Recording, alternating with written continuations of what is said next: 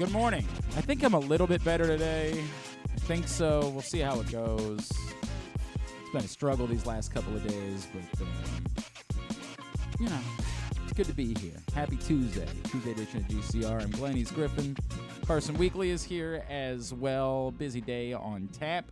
Coming up in a bit, Chuck Pagano is going to join us, former Ravens defensive coordinator, NFL head coach. He recently did a sit-down with John Harbaugh for the 33rd team, so we're going to find out more about what he learned from his former boss, I guess. It's an interesting dynamic for an interview. We're going to chat with Coach Pagano, get his thoughts on maybe some of the concerns that we might have defensively for the Ravens. Like, do they have enough in the secondary? Do they have enough at edge rush? Like, those things are a bit... Do they have enough of wide receivers? That's not a defensive issue, but Griffin, that's not... Yeah, but he could weigh in probably. Right, but when I said we're going to talk about the concerns that we have about the Ravens' defense, that would be unrelated. I appreciate you half paying attention, but, like, if I could, maybe a little bit more. Maybe like 75%. Is that... Can I ask for that? Yeah, right. All right. Appreciate it.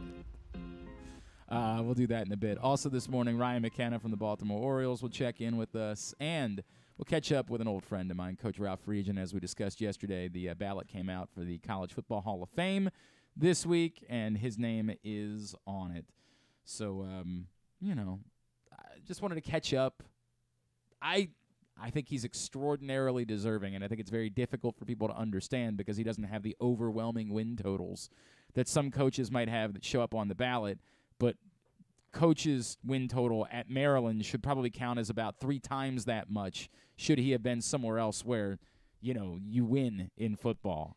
So I know it's difficult to say grade him on a curve, but I think he should be graded on a curve because it was Maryland. Maryland football, which overwhelmingly in everyone's lives has been a non-entity, except for a stretch when Ralph Friedgen made it an entity. We'll talk to him about that. So that's all coming up on the program today. Today's show is brought to you by A.J. Michaels. Expert and award-winning A.J. Michaels Heating, AC, Plumbing, and Home Performance will improve your home's energy efficiency and comfort levels. AC season is coming up fast. New rebates and discounts are available. More. AJMichaels.com. So he won the ACC his first year at Maryland? Yes, reached the Orange Bowl. Wow. Griffin reads Wikipedia. Is this the portion of the program that we're doing now? I'm sorry. I was trying to make sure you had remember everything straight. You remember that time you beat Florida State? That was awesome. Okay, yeah. You don't know that reference either. Oh, That's fine. All right. Well, here we go. I was 1 year old. Here we go. Hey, man. I know what I did. When we made the choice of who we were hiring, I knew exactly how old you were. But wow, he won the ACC. That's cool. In his first year. Yes, it was in his first year. That is the way that it went. They did actually lost to Florida State that year, which was a bummer. Because if not, they could have been in the mix. Wow. For the national championship, which is the craziest part about that season, right? Like, the insanity of that year is that if they had just beat Florida State, then all of a sudden, who knows? Like, it was goofy at the end of the year. This is, of course, very much predates the college football playoff. But so they definitely would have made, in a year where the college football playoff existed, if they had beat Florida State, they would have been in the college football playoff. They probably would have been left out of the title game if they had beaten Florida State, but it would have been tough doing it. It would have been very difficult to take an ACC team and say, you're Maryland, so we won't let you in. Like, that would have been a tough thing for them to have done. I still don't know if they would have let Maryland into the national championship game, but they lost to Florida State, so it doesn't matter. Like, it's irrelevant. They'll be back this year. Yeah? You think this is the big year? Yeah. Next year is when they go to title. 12 teams. Right? They don't need it's next not year. This year. This year it's still 4, and then the following year it would be 12 teams. They go play for in the college. Whatever. Are they still calling it the college football playoff, or are they going to call it something else when they expand it? I feel like they should give it a new name. Give it all the names we've had over there, the BCS, what was it before the BCS? It was something else. The Bowl Alliance, I think it was called. Boy, man, I would love to have a new name, something really stupid. I did not watch the hockey last night. I'm sorry. I do happen to know that Vegas is up 2-0 in the series. I always feel bad about this. Like, I know that, like, when I say, hey, I watch all of the NBA playoffs, and I just have found that the NHL is the thing that I end up checking out on, which is a bummer. Because sometimes, every now and then, like when there's a Game 7 or when a game's going to like 5 overtimes, I'll find myself saying, oh, hell yeah, it's time for me to get back on board. But I just, there's nothing about this series that was particularly interesting to me. I'm sure for hockey fans it is, but it just don't do it for me, unfortunately. I know that these are two well-built teams, and Florida's a great story, although Florida looks like they're going to whimper out of the Stanley Cup Finals. Well, they were down 3-1 to Boston. That is true, but I don't Best think they team were in getting. hockey history, I don't maybe? think they were getting their butts kicked quite like this in that series. I don't remember, but I don't think they were getting their. It was like 2 months ago. They're kind of getting walloped in the first couple games of the Stanley Cup Finals. It is a bit one-sided. Orioles, of course, get back into action tonight against Milwaukee. We do not still know what the plan is as far as they have not announced a starting pitcher for tomorrow. So we talked about this last week. They don't – the deal with the fifth starter is that they could, based on yesterday's off day, wait until Saturday to go with a fifth starter. They also could just decide to try to keep everybody on turn. And the advantage of that being just an extra day for these guys, and maybe you're still worried about, say, like Tyler Wells' innings limit. So – You don't want to have him bump up a day than when he would have to pitch, things like that. We know it'll be Kyle Gibson tonight. That, of course, makes sense. Kyle Gibson's the guy that's here to eat innings. He's supposed to be able to throw 5,000 innings if necessary this season. So, of course, you're not concerned about him. But then the question is, which way do they want to go tomorrow? Because tomorrow, if they stayed on turn, would be the turn for the fifth starter in the rotation. If they decide to use the off day to reset, they could just wait until Saturday. They have not tipped their hand. Presumably you'll get an answer on that. The other question, of course, today will be, is that the thing that we discussed yesterday, is there a follow-up from them calling up Heston Kjerstad to AAA? Is there because they're planning on calling so-and-so up? We're thinking that you get Danny Coulomb back, and then Josh Lester goes back down to AAA. Do they want to keep Josh Lester at the major league level? And that's the reason why they brought up Heston Kjerstad, is because they're intending to keep Josh Lester here for a little bit, because they just, like, by the way, I'm not saying that they can't do it, but the way this fan base would melt down if today they announced, by the way, we're sending Taran Vavra back down and replacing him with Josh Lester on the roster. Like, this fan base would melt the F down. Especially because it probably means that Gunner's injury would be more serious. You're reading too much into that. Okay. I'm only talking about the part where you're making a roster move after you called Heston Kjerstad up. Everybody's getting excited about the idea of it being Westberg or Cowser, and then you say, for Josh Lester, and everybody loses their minds over it. Like, what in the F are we doing? You are thinking entirely too much about any other ramification of it. I am being very simplistic. Everybody in this fan base wants it to be one of two guys.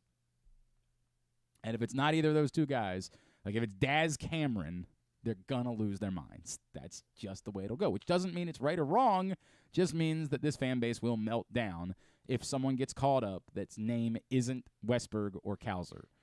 They might not call anybody up. I mean, they really might just say, we only bumped up Heston Kjerstad because we thought he was ready. Like, with nothing to do with anything else that was going on. We thought he was ready for AAA, so we moved him up. There was no follow-up to be coming from that about who was moving up from AAA to the major leagues. I don't know. And I was trying to peruse to make sure I didn't miss anything, and I don't think you have. Well, I know Rock wrote something lengthy this morning, and unfortunately when he doesn't, like, pull out a headline, he did say that, like, Coulomb is expected to rejoin the team, but, nothing else in there about what could be coming in the next couple of days. So, that's where we are. We'll just have to see where it goes. And I certainly, I wouldn't say I expect there to be a move as much as it's interesting the timing of when they would call up Heston Kjerstad if it isn't related to anything else they're intending to do, particularly as it appears as though there's no justification any longer for at least Westberg and maybe even for the moment Cowser. Maybe that's unfair. They could certainly say, hey, we think Cowser could use another week. He just got back on Saturday. We think he could use another week. In normal, how many days did he actually miss? Did he miss like a it was more than a week. It was more than a week because he went on the 7-day IL and he was on it for longer than 7 days. So it was closer to 2 weeks that he was out. But I don't know if it was a full 2 weeks that he was out. I could absolutely see them saying, well, we think that he could use at least another week before we deem that he's ready. Now, that certainly doesn't mean that they're going to call him up after another full week, but just they could justify, we don't think it's quite appropriate yet for Cowser to be up here. Westberg, I mean, my God. What in the world else can the dude do to justify the fact that he shouldn't be at AAA any longer? The other news from yesterday was Ravens-related as they went out and got their guy at wide receiver. You guys kept asking for them to maybe add one more in. They wanted a first-round receiver, and they got him. You wanted one more guy. You said, let's go. We're not done yet. Even though they got Beckham and Bateman and Flowers, they still need one more receiver. And they heard you, and they said, you're damn right we do. And they went out and got him. Laquan Treadwell, baby. That's the guy, Laquan Treadwell, former first-round pick of the Minnesota Vikings. And, dude, I said this on Twitter yesterday. For those that have been around for a long time, you might remember I was in love with Laquan Treadwell.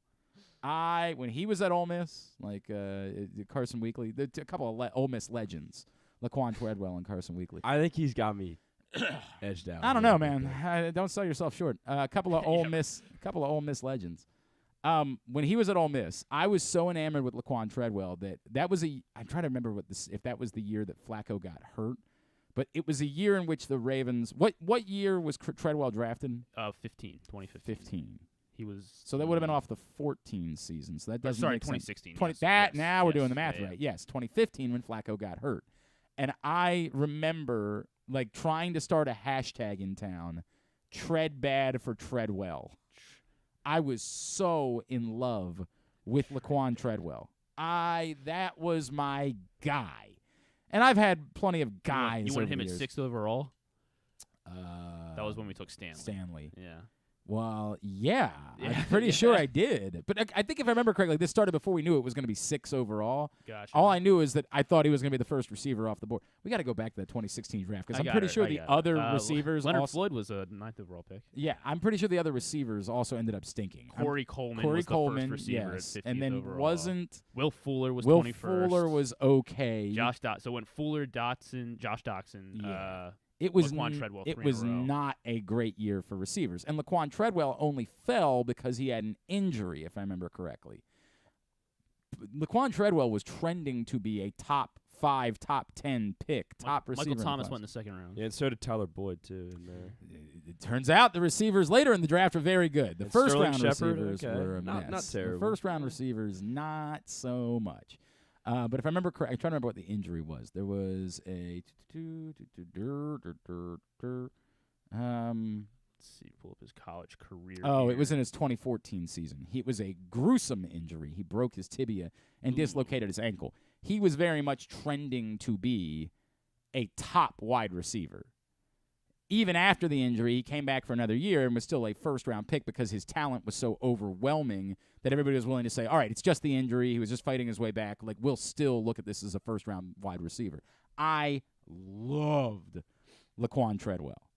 I was wrong, obviously. Laquan Treadwell has been nothing. I mean, there's barely even been glimpses of him being an NFL player. Frankly, it's stunning to me that Laquan Treadwell is still in the NFL. Yeah. Like, when the Ravens signed him, I said to myself, wow, when was the last time Laquan Treadwell? Because you don't get worked up about a signing like this. This is, here, you're a camp body. You know, we're going to bring in 100 wide receivers. You certainly are not guaranteed anything. But if you want a chance to come in and run around for a couple of weeks because you don't have a job, sure, we'll give you a chance to come in and run around for a couple of weeks. And, you know, if all hell breaks loose and 3 of our wide receivers get hurt, we might need an extra wide receiver on the roster. But I really said to myself, like, God, when was Laquan Treadwell last in the NFL? And then I read that it was last year, and I was, no. He had 6 catches. No way he was in the NFL last year. No way. I was when I saw the news yesterday, I was thinking, I was like, dude, I couldn't even tell you the last time I saw him on the field watching a game. I could not have named a single team that he played for post Minnesota. I did not. if you had forced me to bet, I would have said his career ended after Minnesota. As it turns out, he's been running around for a few teams the last couple of years, not doing anything, but he's still very much been in the NFL. Career in high Jacksonville ever? Yeah, He was apparently in Jacksonville. Career in high in 2021. receiving yards, 434 with Jacksonville in 2021. Look at that. So. Maybe they found something. I don't really have much else to say. It's not worth spending this much time talking about Laquan Treadwell. Laquan Treadwell's here to be a camp body. Now, in their world, and with the practice squad rules changing a few years ago, they might say to themselves, look, if he doesn't have any other opportunities, we'll stash Laquan Treadwell on our practice squad because there's a chance in week 9 that things go wrong and we'd be better off bringing someone up that's an NFL veteran that has been practicing with us and in our system, unlike when they tried to make it Des Bryant a few years ago and they were never comfortable. If we go through injuries and later on in the year we have to have someone dress, we'd rather it be someone that both has NFL experience and has been in our building, working in our offense, working with our quarterback, all of those things, than a street free agent that we would pick up. So that's as much as needs to be said about Laquan Treadwell. Yes, it's more interesting than someone else that they would assign that you've been like, I've never heard of this dude, because we have heard of Laquan Treadwell. We remember thinking that he was an outstanding player. We remember him being a first-round pick, all of those things. But there's nothing there. He's not here to compete, really. They'll say he's going to get an opportunity to compete, but he's not really here to compete for a roster spot. He's really here to show that it's worth keeping him around in some fashion as a practice squad guy, so that if they need a receiver at some point in the season, they sure as hell hope they don't, but if they were to need a receiver, they would be able to call upon him. The follow-up question is, well, does doing something like this mean that from a sheer numbers perspective, they just couldn't sign DeAndre Hopkins? No, they have nothing to do with each other. Like, let's not kid ourselves about that. They would, if DeAndre Hopkins comes along, they'll just let somebody else that's on the roster go.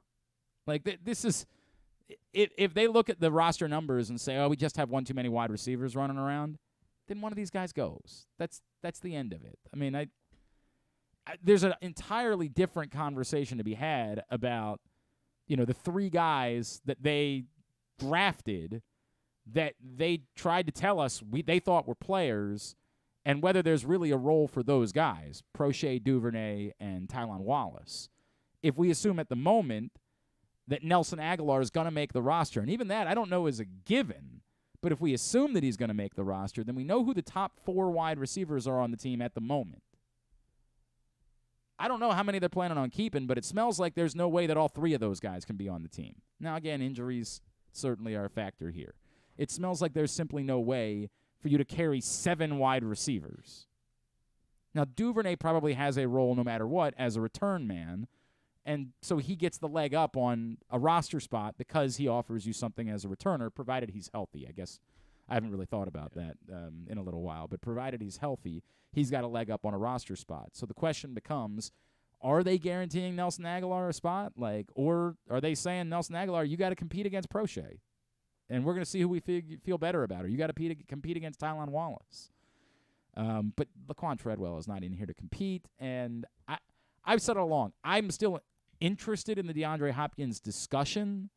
But gun to my head, I don't think they're doing it. I don't think they're bringing in DeAndre Hopkins. I think they've done what they're going to do at wide receiver. They got Laquan Treadwell. What else could you ask for? I think they're done at that position. I would be surprised.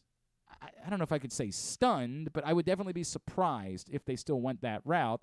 But the longer that he's out there and the less that you see, that's the other interesting part of this. That there's not a market right now. There's not a known. Yeah. You would think that a player of DeAndre Hopkins' caliber, given that we're in a dead period for NFL news, all of these insiders would be racing to try to report about DeAndre Hopkins, because what else is there to report about right now? Laquan Treadwell? Apparently. What else can get clicks, can get, interactions on Twitter other than DeAndre Hopkins news? And yet we really haven't gotten any. Like, there just hasn't been much in the way of reporting about DeAndre Hopkins. Now, that might be DeAndre Hopkins saying, yeah, I'm going to wait this thing out. I have no interest in going to training camp. The preseason ain't going to do anything for me. That could be DeAndre Hopkins making his own choice of, I don't feel the need to ramp up this process because running around in July don't do a damn thing for me at this point in my career.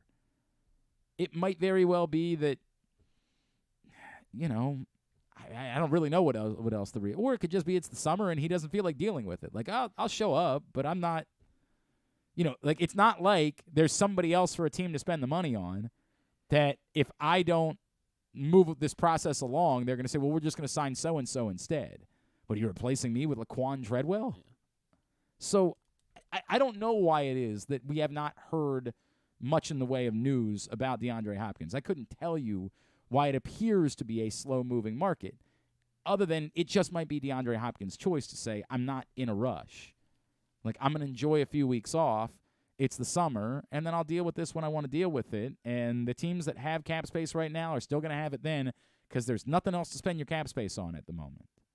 So I'm not too worried about it. But it is interesting, but there hasn't at least publicly been that type of demand or fervor about the DeAndre Hopkins market. That's kind of all I can say.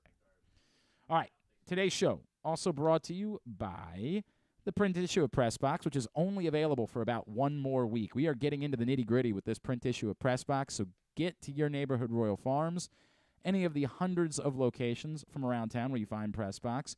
Read it all at PressBoxOnline.com. That pipeline primer issue of Press Box about these players we've been talking about that could be here very soon for the Baltimore Orioles. It's always a pleasure to catch up with our next guest here on GCR. He is, of course, former Ravens defensive coordinator, former NFL head coach, and he recently sat down with his former boss, John Harbaugh, for a one-on-one at the 33rd team. He is our friend Chuck Pagano, and he's back with us now here on GCR. Coach, it's Glenn in Baltimore. It's great to catch up as always. Thank you for taking the time for us this morning. Absolutely. Thanks for having me. Always a pleasure to be on with you guys. No, it's great to chat with you, man. Before we get into the conversation you had with John Harbaugh, we were just coming out of a conversation that we were having. I'm kind of like, I don't want to say confused, but it's interesting to me that we're not really seeing the market for DeAndre Hopkins kind of get whipped up right now. We're interested in Baltimore because why wouldn't we be? It's DeAndre Hopkins, and the Ravens are trying to win a Super Bowl, so why not be interested in the guy? But I found it odd that you have two young receivers in Baltimore, 2 first-round picks, and I think you've got to prioritize developing those guys and moving those guys forward. And I don't know what happens to that if you bring in a DeAndre Hopkins after you already brought in an Odell Beckham. If you were making decisions, and you've been in this situation before, what would you do in a situation like this when a guy is out there that we know is unbelievably talented, but knowing you already have internally some guys that you really want to be a big part of this solution moving forward? That's a great question. And obviously, they just signed Laquan Treadwell as well, right? Yeah, they did. I'm not sure how significant that will end up being. We'll see. No, I'm with you. But to your point where, OBJ's there, they've got Bateman, they got Flowers, first rounder this year. So anytime you bring in, a bunch of vets, you want to have veterans in all your rooms, not just the wide receiver room, but you want to have vets in there to kind of show these guys the ropes, how to be great professionals, what it means to be a Raven, all that stuff. But anytime you do that and you add guys, you're talking about slowing down the growth of these guys.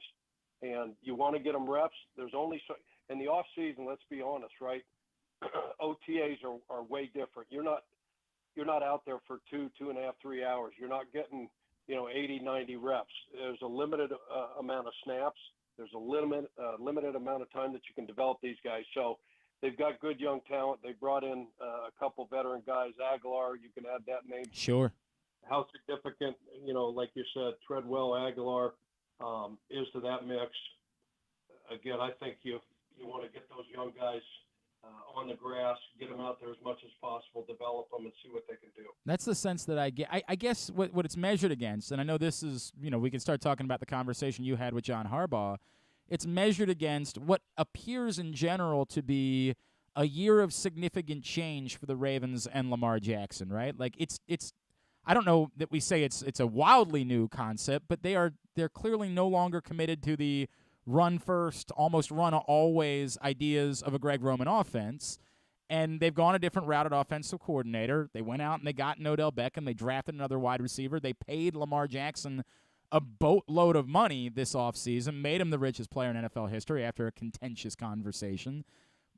What do you make of how different things are going to look for the Baltimore Ravens after your conversation with John Harbaugh?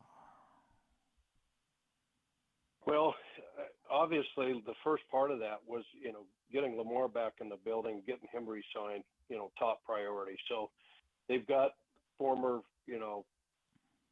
MVP of the league in 2019 under center. He's going to be healthy, all that kind of stuff. So check that box.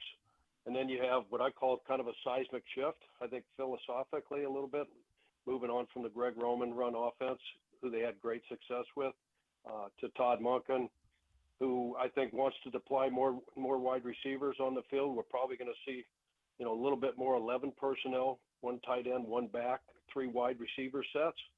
So I think they're ever evolving. I think you have to be in the National Football League to keep up, especially in the AFC, in their division. You think about all these, Chiefs and the Bills and the Bengals in their division. Cleveland, Deshaun's going to be better. No doubt. Another year removed. So you got to have firepower. You got to be able to score points, but don't ever, let's not, forget John's mindset and his formula for winning football games. They're going to play great defense. Mike's going into year 2. McDonald is the DC. They played outstanding down the stretch. They gave up only 14.5 points a game over the last 8-9 games. They're going to play great defense. They're still going to run the football. They're going to play, field position. They're going to, try to affect and protect their quarterback, affect the other one, take care of the ball, take the ball away, all those kind of things. So he's got a formula, but I think, you have to be ever evolving as a football team and how you look at this game. So we had a great conversation, talked about a lot of stuff, obviously, and I just think that he's never going to get away from, that build a bully mindset. When I got there in 2008, that's him. This is, and again, it's hard because it's hard to, callous the hands, harden the knuckles, so to speak, with the way training camp and things are, but they're never going to move away from that. Coach Chuck Pagano is with us here on GCR. We're going to link up his interview with John Harbaugh from the 33rd team on our Twitter account, @GlennClarkRadio. Coach, it sounds like what you're saying is like, hey, yeah, it could be a bit more open, and I think space is a big thing that we've talked about with the Todd Monken offense. But you're not expecting it to suddenly be like, throw in 50-plus times a game all of a sudden. That like there still probably will be a bit more balance when it comes to what this offense looks like, even as it moves away from Greg Roman. Yeah, and no doubt about it, because every game's different, every week's different. So they've got a great staff. Again, you mentioned Monk coming in from Georgia, has NFL experience. Every week's going to be different, and they'll decide, how they're going to attack each week, how they're going to attack, from a balance standpoint. Because there's going to be some games, where it might be more run than pass, and vice versa. They're going to get behind maybe in a game and have to be able to throw the ball and spread you out to catch up. They're going to have to do that in 2-minute situations, third down situations. So Lamar's proven that he can throw the ball. I know everybody says, hey, look, he's a runner, he's this, he's that. But, unanimous MVP in 2019. Right. I don't know what those numbers were. But, yeah, they're not going to come out and throw it, 40, 50 times a game unless, you fall behind 2-3 touchdowns and you're forced to throw it, they're going to have the ability to do that because they're going to have wide receivers. They've got the tight ends. They've got Andrews. They got Isaiah Likely, in the fold. So, but I think he's always going to want to be balanced, play great field position, all those kind of things. Coach, on the other side of the ball, it's an interesting time because, as you pointed out, right, like, you know as well as anyone, the DNA of this organization is defense. Like, and they just gave a lot of money to Roquan Smith at a time where teams are not investing maybe quite the same way at inside linebacker. We saw the impact that Roquan Smith made on this team last year. Like, almost immediately upon his arrival, this defense, as you pointed out, was unbelievable in the second half of the season. What's interesting is there's two areas where I think we actually have a few questions. The Ravens, they did bring in Rock Yassin, but this is probably about as thin at the cornerback position as we've seen, certainly since Eric DeCosta took over, and we were told that the philosophy of the Ravens was going to be to build from outside in, and this was the era of them going out and trading for Marcus Peters when, we didn't know that they needed another cornerback. Are you a little surprised about how thin they appear to be in the secondary? It certainly helps to have Marlon Humphrey. There's no doubt about that. But that behind Marlon Humphrey at cornerback, I don't know that we've ever seen the Ravens this thin, or at least not in a very long time. Yeah, they lose some, like you said, Marcus Peters. They brought in Fuller, last year, who ended up getting hurt. Yeah. So they lose those guys. So they bring in Rock, who was in Indy, was over at Las Vegas.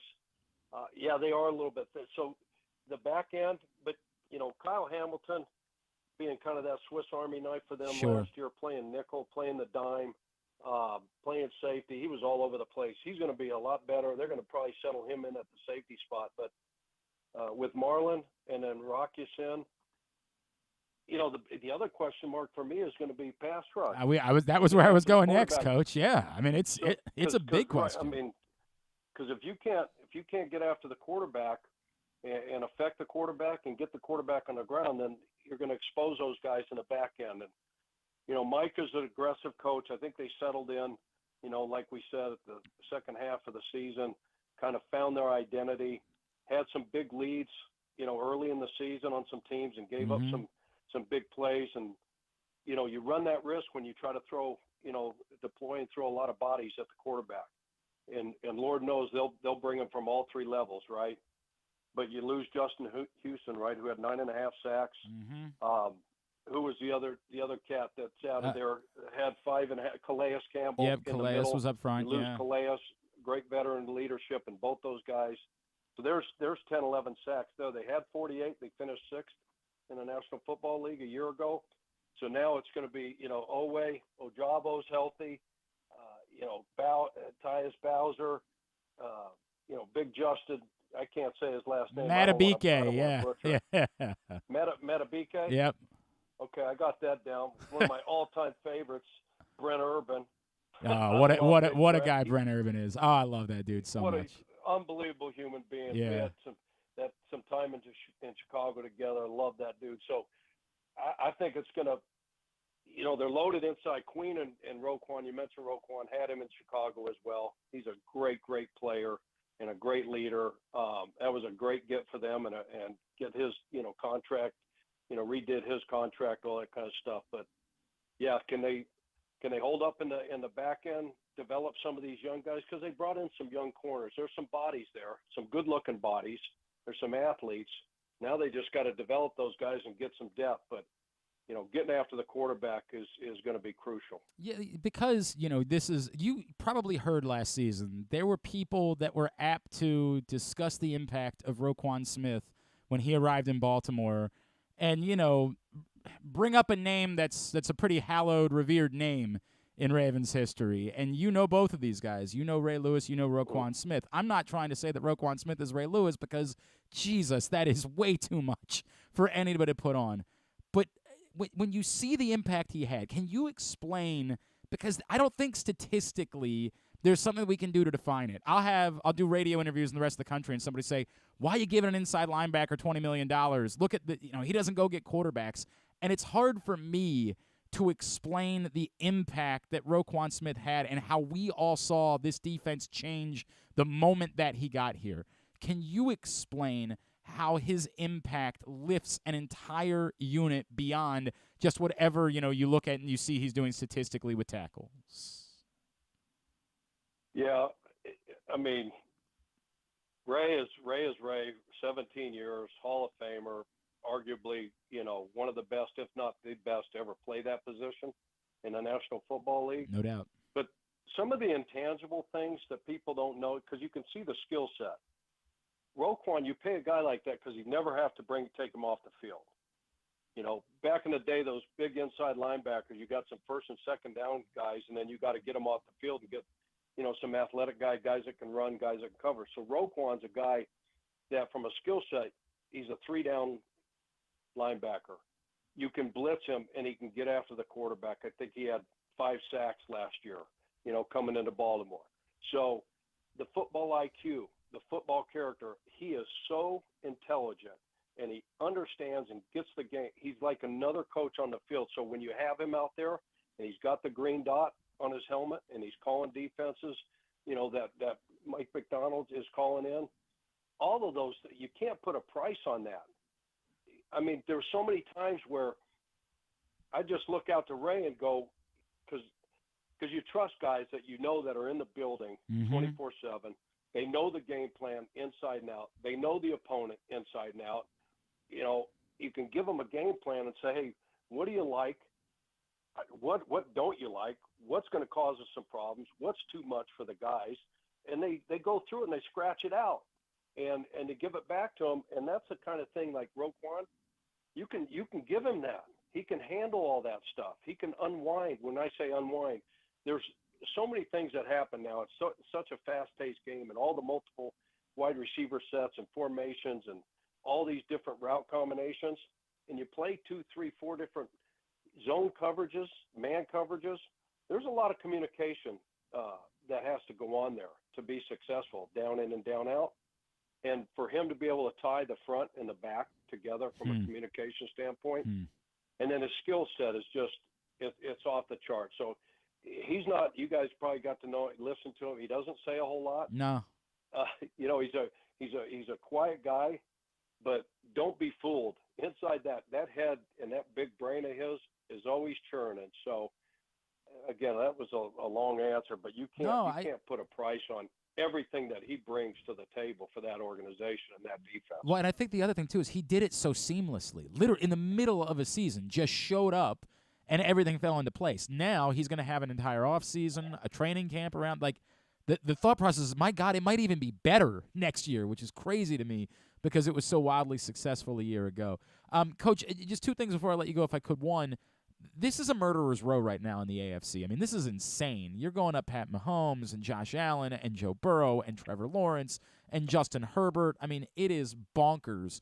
You brought up, even within the division, the Steelers are not relenting, and I do think I agree with you that it's likely that the Browns will take a step forward with a full season of Deshaun Watson and getting his feet wet again. Do you feel like the Ravens, on paper, are a viable Super Bowl contender with the moves that they have made during the course of this offseason and having Lamar Jackson back? I say yes, because you just mentioned his name. You got a quarterback. You guys know I learned the hard way. When you have a guy at quarterback, you always have a chance. And if you don't, because it's really hard to win games when you do have that dude. And if you don't have him, we all know. Damn near impossible. It's virtually almost damn near impossible to win a game. So when you have him, they're surrounding him with talent. You got the 2 runners. Dobbins will be healthier this year. He's going to be much better than he was last year. He wasn't bad coming off the knee. And then you got a defense, and you play great defense, and they're going to play outstanding special teams. Chris Horton does a great job. We know John's background when it comes to that. So you got a QB. You're going to play great defense. Special teams are going to be there. I mean, John's a fabulous coach, and I'm grateful for what he did for me and the opportunity he gave me. He's going into year 16, so you got a veteran guy that's right at the top of the league with all the outstanding coaches. So when you put all that together, and then the front office and ownership, yeah, they're going to be right there. They got to stay healthy as always, right? We can always use that. Throw that caveat in there. Hey, can Lamar stay healthy? Can he stay on the field? They need that badly, as we've seen the last couple of years. To your point, no disrespect to Tyler Huntley, but they badly need him on the field. And then the most important one, Coach, your boy just got $17 million from ESPN. Are you going to get at least a steak dinner out of that somehow? Yeah, that's awesome. I'm so happy, for Pat and the boys over there at PMS. I'm very, very lucky and very grateful. Like, I would have retired like years ago if I would have known that the other side was going to look like this, heck, and not put myself through all that stress. Fired up for those guys, and he certainly deserves it. I mean, you got to credit him. He bet on himself, and he told me once, guys, he told me 1,000 times, this is what I'm going to do. I said, you're crazy. You could punt for another 20 years, Pat. Right. And he's like, in 2016. And he goes, no, I can't be who I want to be. I can't do what I want to do. So this is my vision. And damn if he didn't go out and do it and some. So really fired up for Pat. Love the guy. Love all those guys at that show. So hopefully I get to keep coming back and doing that a little bit with them this year. It's incredible. I mean, it's an amazing story in our business. Whatever that dude, all you can do is tip your cap and say it is amazing what that cat has built. It's remarkable. Coach Chuck Pagano, it's always great to catch up with you. How's life? You still just living out in the woods, just having the time of your life? We got a couple tall buildings out here, Boise. Everybody thinks because you just live out west, like there's no action happening, right? Yeah. Life's good. All right. Life's good. Got family's good, so living a blessed life. That's what I want to hear. Coach, always appreciate you, man. Thank you so much for taking the time for us this morning. We really appreciate it. Thanks for having me. Take care. Coach Chuck Pagano with us here on GCR. Appreciate him taking the time for us. It's an interesting interview. I'd encourage you to go check it out, as we did tweet it through our account at Glenn Clark Radio. But he sat down with John Harbaugh for the 33rd team. Pretty earth-shattering news in the world of sports this morning. I have no idea, and boy, it'd be interesting if Drew's in here tomorrow. No? Yeah, it doesn't look like Drew's going to make it tomorrow. Although he did tell me that before this news came out. So maybe. I can't believe I'm actually saying this. I would like to call him. Like, I have no idea and that's the problem. I don't think anybody really has any idea what to make of it yet. The PGA Tour and the LIV Golf Tour are apparently merging together. I am befuddled by this, and I'm only getting an opportunity to kind of peruse right now, so I haven't really been able to dig in. But I don't think there's a lot of details available at the moment. Oh boy, there is a lot that is. This seemed to be impossible, but apparently it's happening. And who has what power and what I don't know yet what to make of any of it. So we'll try to dig into it. Again, this is not my area, right? Like, that's the nice thing about it for me, is that I don't have to care, but it is explosive as hell given, like, here's something I know about Drew. Drew detested the idea of LIV. So if the PGA Tour is now trying to incorporate LIV, I don't know how that's going to, I don't know what Drew's reaction to that would be, because he detested the concept of LIV Golf. The only thing that I saw, I tell you what, let's take a break. We'll come back in. We'll discuss, and again, I know you're going to say, really, Glenn, you're going to talk about golf. The news is interesting to me. In a week, I'm not going to care. In 2024, I'm not going to care. But right now, it's fascinating to me because of how explosive this whole issue has been for now 2 years. For it to just kind of end like this is wild. We'll talk about it when we come back in. Today's show brought to you by your local Toyota dealer. BuyAToyota.com. The Toyota Tacoma comes in a range of models and trim lines, so you can choose the perfect Tacoma to reflect your unique personality and driving habits. Ugh. Check out BuyAToyota.com for deals on new Tacomas from your local Toyota dealer today. Are you a diehard O's fan looking for the perfect way to show your team spirit? Look no further than Birdland Sports. Birdland Sports is a small business run by fans for fans. They offer a wide variety of unofficial O's merchandise, from the Birds Are Coming tees to player cartoon shirts and more. And the best part? Their prices are more affordable than the big guys. So head to birdlandsports.com and grab your gear today. Show your support for the Birds with Birdland Sports. The latest edition of Press Box is available now. On the cover, Luke Jackson looks at the pipeline of talent still to come for the Orioles, diving in on last year's #1 pick Jackson Holliday and other top prospects like Colton Cowser, Heston Kjerstad, Kobe Mayo, and more. Also inside, Todd Karpovich profiles Orioles pitcher Kyle Gibson, and Bo Smolka breaks down what progress would mean for the team's 2022 draft picks in their second pro season. Press Box is available for free at over 500 area locations, including 60 Royal Farm stores, and you can always find the entire edition as well as the best daily coverage of the Orioles, Ravens, and Terps at PressBoxOnline.com. That first sip, that first bite. Start your day off right with a delicious breakfast at Royal Farms. Choose from a fantastic selection of fresh Royal Farms breakfast sandwiches and top it off with a rich hot cup of the freshest coffee in the world. At Royal Farms, breakfast is available day and night. It's the freshest breakfast in the world. Real fresh, real fast. Royal Farms. What air conditioning company can save 50% of your energy cost and qualify you for up to $7,500 in rebates? A.J. Michaels. We do more, we do it better for less. In Baltimore and Annapolis, ajmichaels.com. Hey, O's superfans! Marvel Superhero Day is coming to Oriole Park at Camden Yards on Saturday, June 10th, when the O's play the Kansas City Royals at 4:05. Be one of the first 25,000 fans 15 and over at the game to receive an exclusive Adley Rutschman bobblehead inspired by Captain America. Come out to experience the Marvel Universe at Oriole Park and arrive early for Early Bird Saturdays. Gates open 2 hours before first pitch with happy hour, live music, and more. Buy tickets now at Orioles.com/tickets. If you miss anything on the show, don't forget that you can watch full episodes at youtube.com/pressboxonline, and you can download podcasts on Apple, iTunes, Amazon, and Grindr. Wait, did I say Grindr? I don't think that you would find it on Grindr. Not that I know it's on Grindr or anything, I swear. On second thought, you know what? I don't care what you think. Here's Glenn. PressBox is offering new sports bettors the best sign-up bonuses and promos from the 7 legal online sportsbooks. Go to PressBoxOnline.com/offers now and get offers like $150 in bonus bets from DraftKings after placing your first $10 bet, or up to $1,250 in bonus bets from Caesars. Time is limited to get the best offers from all of the sportsbooks. Go to PressBoxOnline.com/offers and sign up today. So, yeah, massive news this morning. The PGA Tour and the LIV Golf Tour and whatever, the DP World Tour, are all merging together. I don't have a lot of details so far. Here's the quote from Jay Monahan, the commissioner. Quote, "After 2 years of disruption and distraction, this is a historic day for the game we all know and love.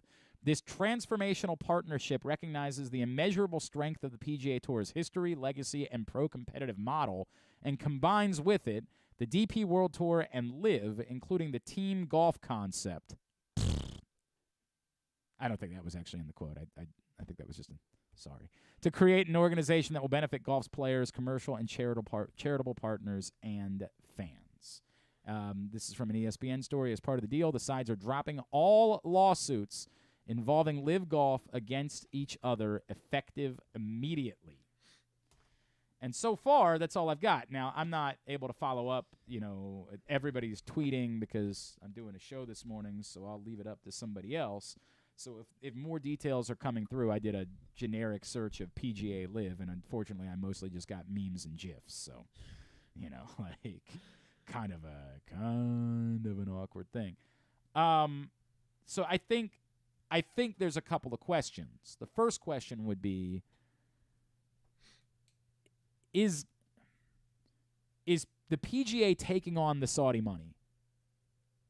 And if so, how much of it? That's the first question. Because that was their moral high ground in all of this. And if what they're saying is, well, now we're just going to be happy to take the money, then that's gonna look really bad. They're gonna be able to get away with it. Hell, everybody gets away with it. But it's gonna be a terrible look, and they're going to be extraordinarily criticized for it. Now, they'll be the ones with all the money, so they'll say, criticize all you want. If you want to watch golf, you got to watch us now. So, sorry, too bad, so sad. That doesn't mean they shouldn't be criticized for it. Again, it won't be for me because I don't maybe I'll criticize them. I don't know. I just don't care, right? It's not an entity that I care about, so it probably won't be for me. But I'll let everybody else do that, and they'll deserve every ounce of shame heaped upon them in this process. They will deserve every level of name-calling, of angry scorn column writing, whatever it is. They'll deserve every ounce of it if they're simply just saying, well, how about you give some of that money to us? Now, if this is more of like the LIV Tour exists and compete, this is the thing. Drew always suggested the way to make this work is to have the PGA Tour and then have the PGA seed the fall to LIV and allow their players to go do whatever they want. And if this is their way of saying, if you guys won't compete with us, when we do so I don't even know what the tournament was Memorial Day weekend, but there was a LIV tournament the same weekend in D.C. So if this is their way of saying, if we go do the Texas Open or whatever the F it is, the Puerto Rico Open, whatever tournament we're playing, you don't compete against us, then we will allow our guys to compete in your events in the fall. Because the fall is kind of the silly season for us, and we don't care. If that's what this agreement is, then it's a much lesser partnership, as much as it's just sort of like let's stay out of each other's way. Your guys can play in the majors. We're not going to fight about that any longer. We're not going to sue, but you don't go up against us. Our season runs through Labor Day weekend. After Labor Day weekend, you can do whatever you want between Labor Day weekend and the start of January with your guys. And we'll no longer block your guys from playing with us. That would probably be a significant part of it. But the PGA Tour would have to open up and let Brooks Koepka, Bryson DeChambeau play in their events next year. Now, it'll be up to those guys if they want to or not, right? Like the PGA, I think, in their new deal was elevating a certain number of events. You've got to agree to play in those events. Maybe Bryson DeChambeau and Brooks Koepka say, if we can keep all the money that we're getting from the Saudis, then we don't want to do that. We just want to play in the fall on the LIV Tour. That's all it's going to be. So we need more details of what this means. Is our LIV events just going away? Does the PGA think that, they'll just start doing this dumb... The dumbest part of all of it is the team thing. No one gives... I don't care about golf in general. Golf people don't give a rat's ass about the team thing. That's true. That's true? All right, let's talk about it. No one cares. Does he know that we only have 20 minutes or whatever? We got a limited amount of time. 15, 20 minutes tops. That's what we got.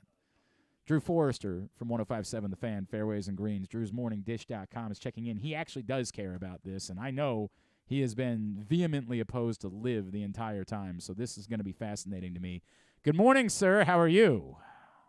I'm doing well. I'm giving some food out and helping some folks in the community. And I love that. My phone's blowing up, and I'm like, I imagine. Where are all these texts coming in? I know. I got like 11 text messages at 10:18, and I'm like, what is going on? And you've got kids. You're always worried, like, oh, no doubt. Something's got to be going on with my kids, right? And then I look down, and I'm getting WTFs and all kinds of crazy stuff. Yeah, man. That's the way that I feel about it, for the record. Well, what's amazing is no one knew about this. Like, right. This is one of all. Just forget about talking about the mechanics of it, which we can do. Like, the fact that this was brewing, obviously, for a while, and no one knew about it is unbelievable in this day and age. Yes, typically, whoever, your boy Rex Hoggard would have reported on Saturday. By the way, hearing that there are some... right. Correct. Like a press release, this was like 1988. Right. A press release got sent out. Right, and it never happens this way. So I was just talking about this. What's interesting is we don't know anything yet, right? Like, they sent out a press release, and it doesn't tell us anything about how this works. Because my gut tells me that They don't know yet. Sure, that's probably part of it. But what my gut tells me is your reaction is probably a lot different if it's... Because I remember you saying from the get-go, you can make this work, let their tour exist in the fall. You don't, you don't fight about it. If your guys want to go play in those events, they can, and you let them come back and play. Like, the PGA Tour runs from January to Labor Day weekend, and then the LIV Tour exists the rest of the year. And if that's what this is... I'm going to guess you're not going to scream about it as much as if the PGA Tour is just saying, yeah, we're going to take on some of that Saudi money and we're just going to kind of become part LIV now, you're probably going to feel a little bit differently about that. Well, here's what I would say. I don't think, I could be wrong on this, I don't think there's ever going to be a situation where there's a LIV golf tournament the same weekend as the Memorial. Right. I just don't see how that works, and I don't think the PGA Tour would ever go for that. I just don't think they would, because they know that week if LIV has this roster of players that are obligated to play LIV events, they know they're going to play the Memorial without Brooks Koepka, Dustin Johnson, Patrick Reed, Bryson DeChambeau, etc. So I don't think it ever works. Now, is there a scenario where LIV, and I'll use 2 weeks from now as an example, is there a scenario where there's a U.S. Open and the following week there's no PGA Tour event and there's a LIV event in Milwaukee? Is that possible? Sure. But there's never going to be, I don't think there's ever going to be a moment where there are two events going on at the same time that allow the players to pick and choose which one of those events they play. I just don't. I would be beyond stunned because you remember, as much as we don't think about this, they've also merged with the DP World Tour in Europe. Right. So now you've got three different entities going on at the same time, and a guy like DeChambeau says, "Well, I can either play in Boston, or I can go play in Saudi Arabia, or I can go play in Spain." Well, he's two out of those three tournaments are going to lose out on one of the best players in the world. So I can't imagine that there's ever going to be a moment where there's a LIV event in the opposite, opposite of PGA Tour event, unless there's a break in the schedule and it allows for that event to be played independent of another tour event. But we'll see. I've read through the press release, and it doesn't say anything except they've merged and, talks about at some point allowing for the free movement of the players. But again, I don't know what that means. Does that mean that LIV no longer has to pay these guys this money? Right. Do all of those contracts, are they now null and void? Or do those guys does Phil Mickelson have to give any of the $200 million back, or has he gambled that all away already? Well, I don't think there's any money to give back. I think it's a fascinating story. I've always said this from the beginning.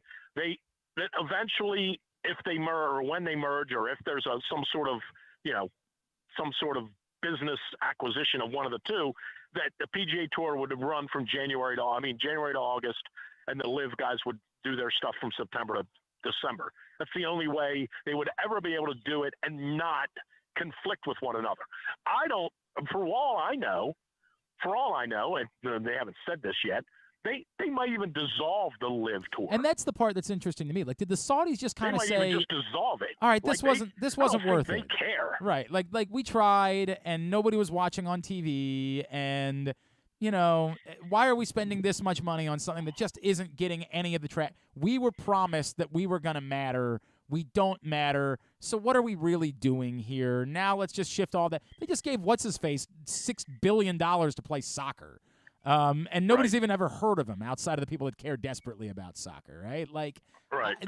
I don't. That's the part of it. Is that part of this just sort of them saying, "Look, we're gonna concede that we don't really care about this any longer. If you'll agree to take the players back and pretend like LIV mattered for a little while, then just go ahead and let's be done with it." Well, and by the way, we'll give you a little bit of money in the process. Not enough that we control things, but we'll give you a little bit of money, which the PGA Tour would say, well, okay, yeah, absolutely. Right.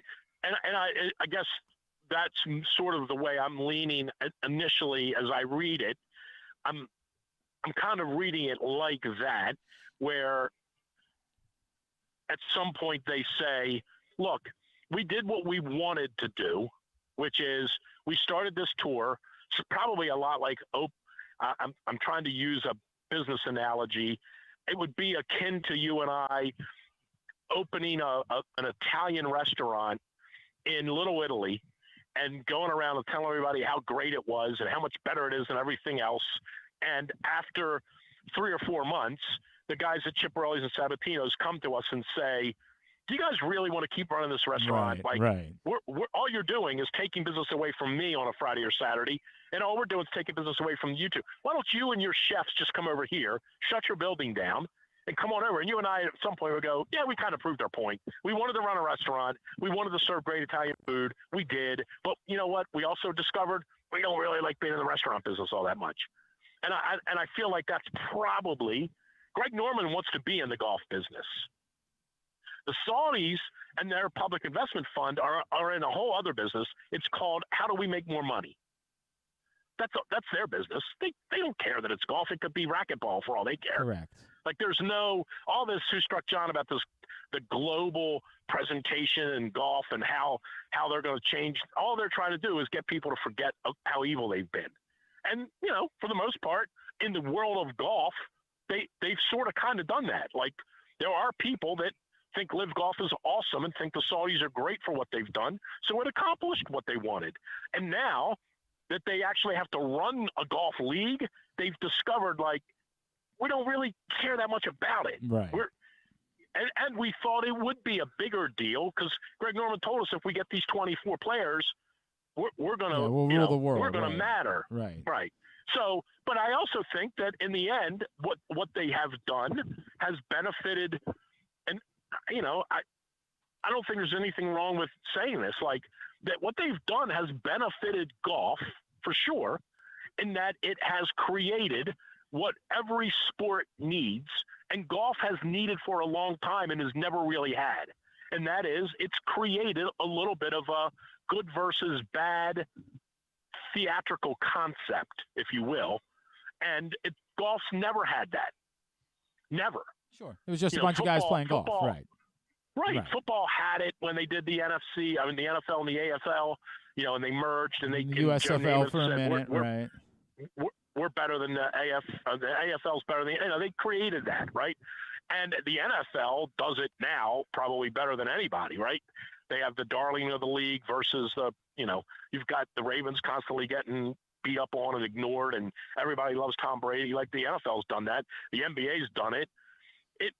Golf's never really been able to do that. They've never been it's almost like wrestling. They've never been able to have a heel in golf. And so I think LIV did that, and it generated a lot of interest. And I think you saw with the Koepka-DeChambeau thing that they both admitted over time, both kind of admitted was a ruse, like that they created that, right? It's pretty easy today with social media. It's easy to create that. You put up a couple of cryptic tweets, you put up a meme, you roll your eyes at somebody when they walk behind you. There's 87 Twitter posts up about it immediately.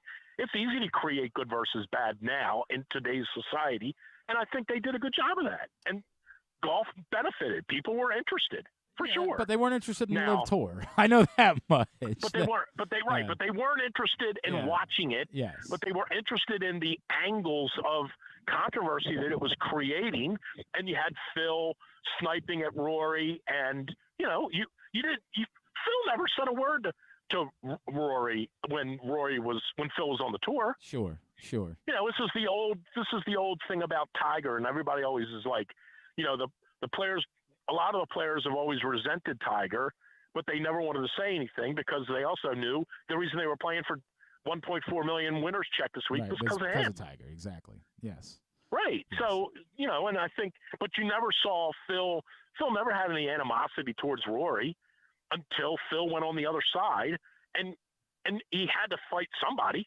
And who's he going to fight? Right. Kevin Streelman? Right, yes. So, you know, I think it'll be interesting to see and you said it right from the beginning, like everybody's going to make a bunch of knee-jerk reactions today. Yeah, but what actually no one is really this? knows what this. No one really knows what this means. Like, so let me pull out the one part before I let you go, which is I just want you to confirm for me, because in the press release they mentioned the team concept and trying to continue incorporating that. I'm comparing this to this idiotic, insane in-season tournament that Adam Silver is going to force upon the NBA There, no one that I don't care about any of this stuff, right? Like, I'm the wrong guy to ask.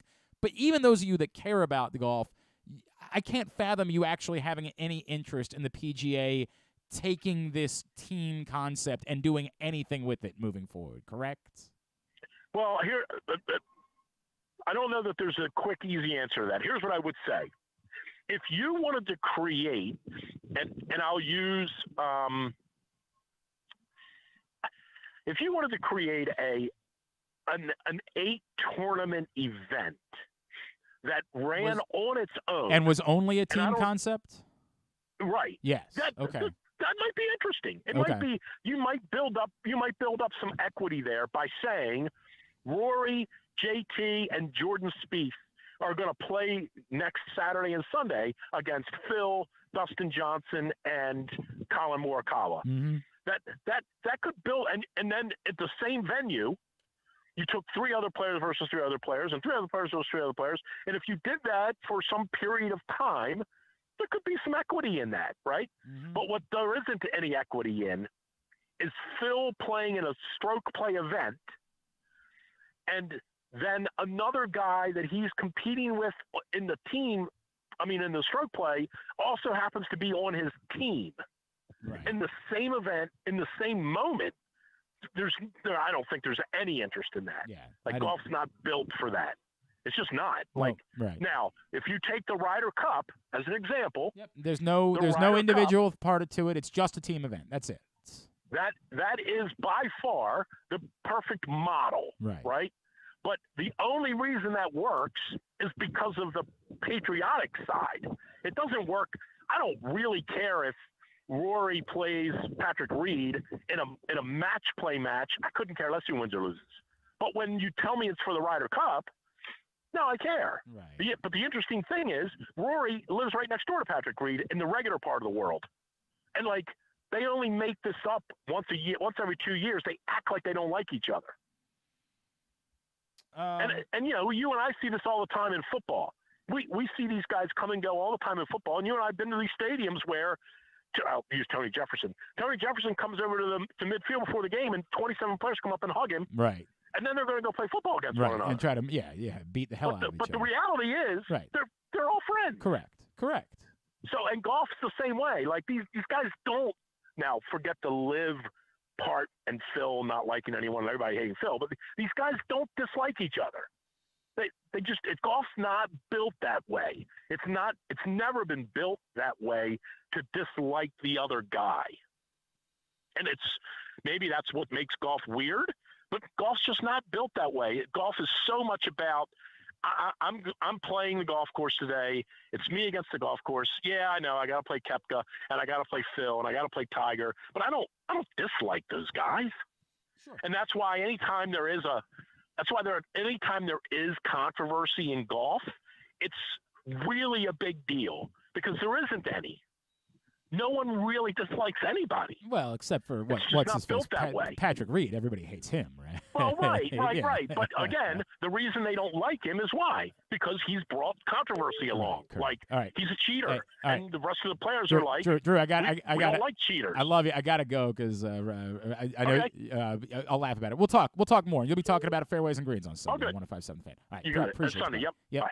That's Drew Forrester, Drew'sMorningDish.com. And again, Fairways and Greens on the Fan Sunday at noon is when you'll hear Drew discussing this further and breaking down what this means for the future of golf as the LIV Tour and PGA Tour and the DP World Tour have all combined efforts. So we will see. Again, right now we know little about what this actually means. Apparently, they're going to meet with players today at 4:00 to try to talk to them about it. And the other part that was interesting to me that I saw as I was perusing, apparently the Powers said that they told Greg Norman it was happening right before they announced it.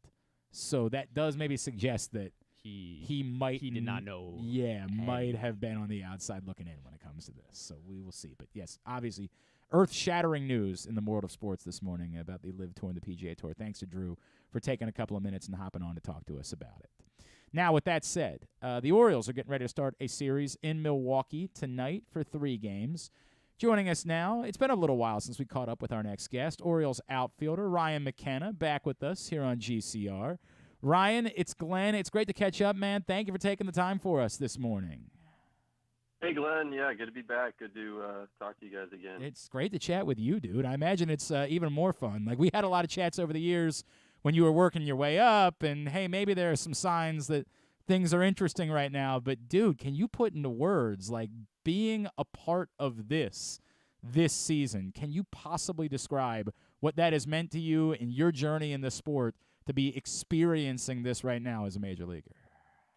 Yeah, absolutely. Like you said, yeah, we've kind of kept in touch throughout the minor leagues and, the whole transformation of it all. And it's been pretty special, as everyone's seen. I think one of the biggest things when I get asked that question is I just point to the culture. And that starts from the top down. We're all fighting for a common goal. And you can see the enjoyment that we're having every day and coming together and playing for, a team-oriented goal. So that's just a win every game that we set out on the field. So it's been a blast, and, people are seeing the good stuff that's been coming. Can you explain that to me at all, man? Like, do you guys have to talk about that, or, like, is it just like a feel thing, Like, we don't need to discuss how much we care about winning every day and out. Like, we just know. We can look at each other and understand what those common goals are. Yeah, absolutely. Yeah, it is something that we discuss. I think it's definitely the leadership. The guys, from the top down, it's been really cool to see the guys that have been brought in. Last year, Ruben Nadador, Robinson Chirinos, they've had a lot of success and time in the big leagues, and this year, Kyle Gibson, James McCann, and a lot of other guys that have been here too. That just shine a light on what things that we can do as a team, and just from experience, it's been really, really impactful to a lot of the guys here, and gives a lot of confidence, going forward every day to know that there's guys like that, and the information that they're putting forward every day is going to help the team win. So it's been incredible. Can I talk openly about that? Like, you obviously, I think everybody, remembers it was a tough start to the season for you, right? Like, we're not hiding anything. Nobody wants to go through something like that. Can you talk about how that atmosphere, that mindset, that mentality helps when you go through something like that? When you just sort of know, hey, look, we're all good, right? Like, this is a clubhouse where something like that isn't going to doom anyone. Yeah, no doubt. That was something that I didn't really expect to happen.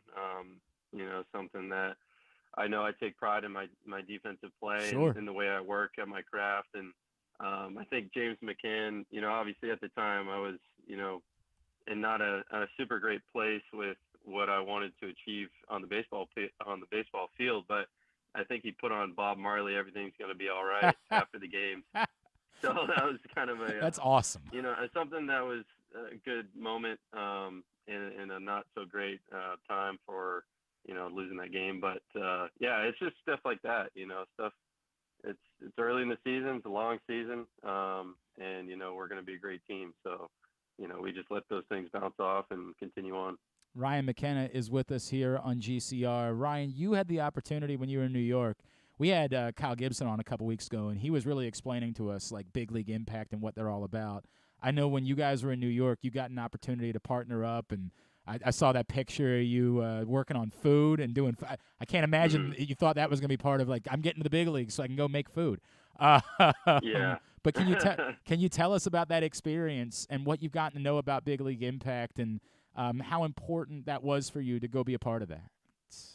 Yeah, no doubt. At first, Kyle Gibson has kind of been on the forefront, and I'm so appreciative that he, thought of us, or just asking the guys, hey, do you want to be a part of this? And, it's been such a fulfilling section of time to make and to be a part of when we get those opportunities to meet those great people that, really influence so many people in those major cities that we go to.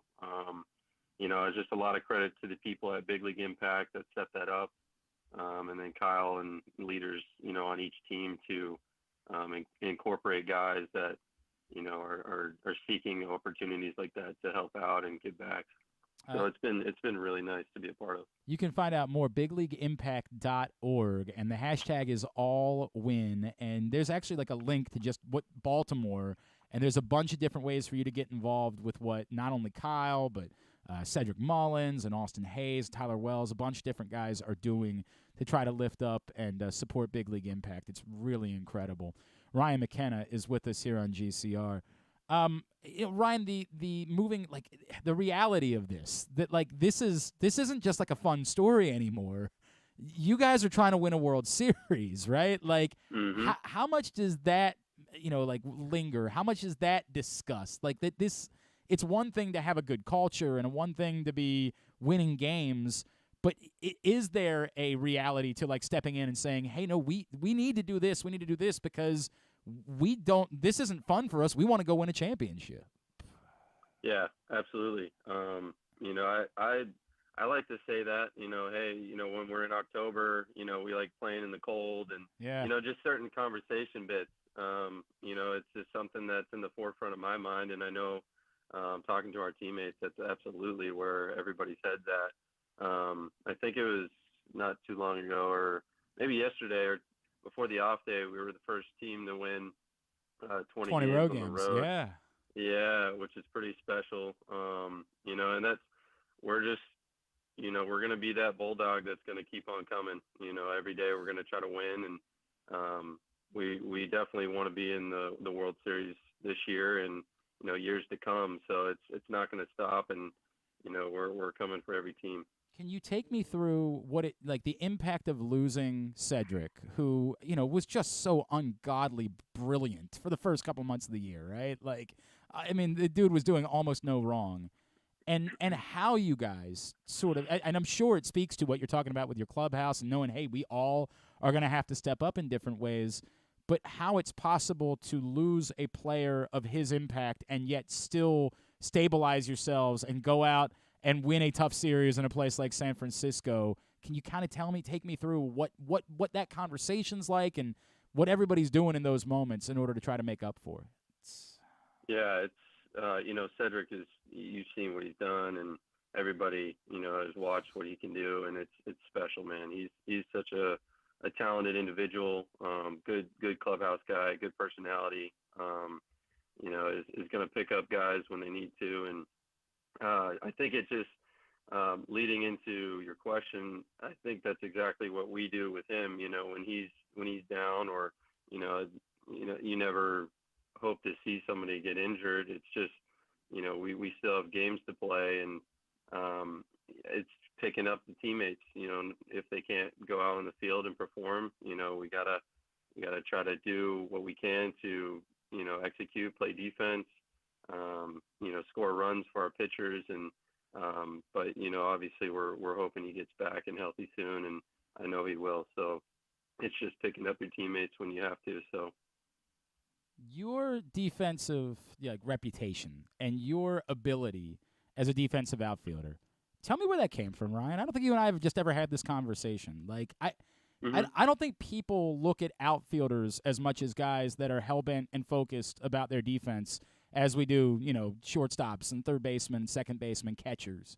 Where did your defensive intensity come from? When did you maybe say, hey, look, this could be my path? Like, not saying that you don't want to be a hitter. I completely know that you want to continue to hit too. But where did that come from that you were so vested in becoming a high-level defensive outfielder? Yeah, I think, honestly, when I was drafted, the culture was very much defensive focused. We were pretty well rounded in our minor leagues now and the development, from just what I've seen and heard. But it was definitely do the little things right on defense. All the mentorship that I got was very focused on trying to be elite defensively, and then, offensively kind of figure it out as you go, and, see what you can produce on that end. But defense was definitely on the forefront. I think Buck Showalter was a big proponent of that and the driver of that. So, as you can see during the years, he managed how elite the defense was, back in that time. But yeah, it's just, a lot of good mentorship, and it's such an important part of the game as well.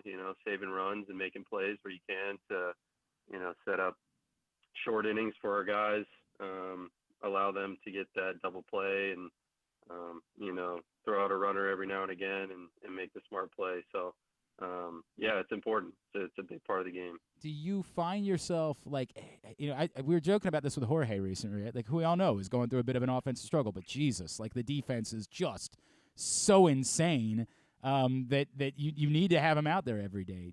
How do you prioritize these things? Like, how do you prioritize wanting to be, putting more effort into, having an average around 300 versus saying, I know that my ticket is my defense? Like, how do you prioritize those aspects of your game? Yeah, it's a good point. It's a long season. I think the discipline of routine, taking care of your body is such a huge part of it. It's something that I don't think a lot of people necessarily kind of dwell on as a fan, but, making sure you're setting your day up right for success so you can work on all parts of your game. Just being, we try to, as much as we can, if the schedule allows us to work on, defense, and we, as hitters, as everyday position guys, they definitely, they get in their hacks every day. They get in the cage. They work with our hitting coaches who have been awesome. As prioritizing, I don't think anybody works harder at one point or the other. I think it's just trying to make sure your body feels good enough, and trying to work as hard as possible at each piece. So let's get to the important stuff. I saw you were playing golf on Instagram. All right, so today's the rank for me top 5 golfers on the team, and then do me the solid of who's the guy that you maybe want to go out and play with because they think they're good, but you would definitely be able to get some money off them because they're not nearly as good as they believe they are. That's also a good question. We got a decent amount. I think top 5. I want to put myself up there, but I heard Aaron Hicks is pretty elite. Well, it makes sense, right? Yeah, right. Like he's probably got to spend some time with Tiger over the years. Jeez. Pretty good athlete. He's dialed it in, I guess. So I would say he's probably number 1. I know Adam Frazier loves going out. Ryan O'Hearn, myself, Brian Baker. We got a decent amount, but I think after you get Aaron Hicks, it's kind of a crapshoot. But we all enjoy it. We all, have fun with it, and there's some good competitiveness with it that goes along. So it's a fun little release during the off day. But what about the other side? Who's the guy that you can take money off of? Who's the guy that you absolutely know? if we go out, because you guys have some Mondays off right now, right? If we go out next Monday. Well, it depends on if we're giving strokes or not. Okay. So that's another piece. But I think me and O'Hearn went out yesterday, and I think I don't mean to throw him under the bus or call him out too much, but I think I could take him pretty. Man. And you would think he's got to be bombing it off the tee, right? With that strength, he's got to be almost DeChambeau off the tee at this point. Yeah, he's a long hitter. Yeah, he hits it a mile. Oh man, that's cool. I saw you have some merch that's available that people can go pick up, right? Yeah, Max Squad merch. Worked on it this off season. It's been pretty cool to be a part of that and start that up. So pretty cool things. McKennamerch.com is the website for you to check it out. Rye_Mac35 on Instagram is how you follow him.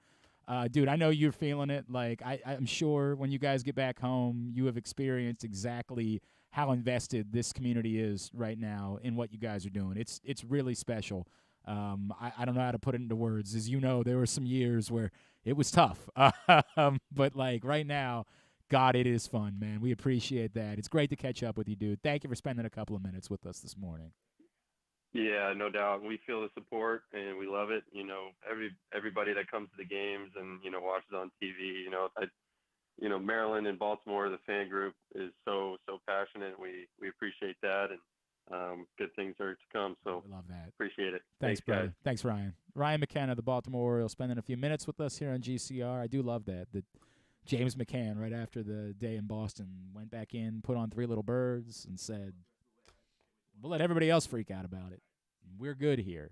And obviously that was prescient, right, as the Orioles were good.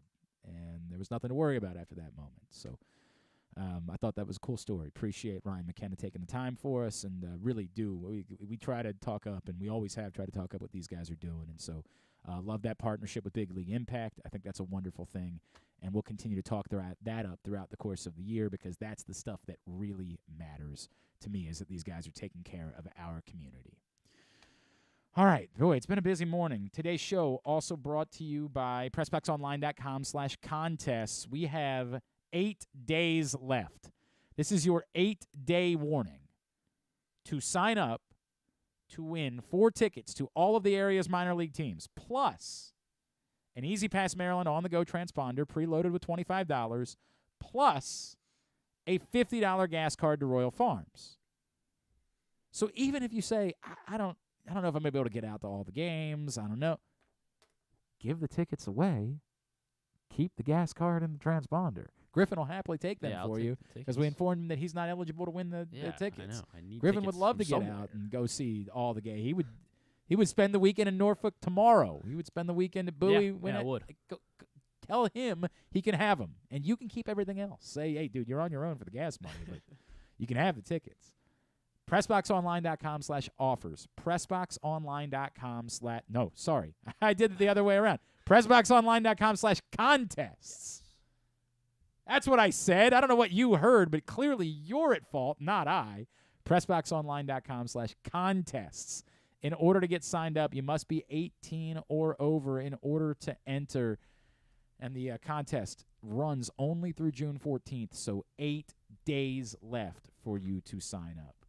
Still to come today, the great Ralph Friedgen is going to join us. We'll talk about his candidacy for the College Football Hall of Fame and a couple other things that I want to get into this morning as well as we continue along on a Tuesday edition of GCR.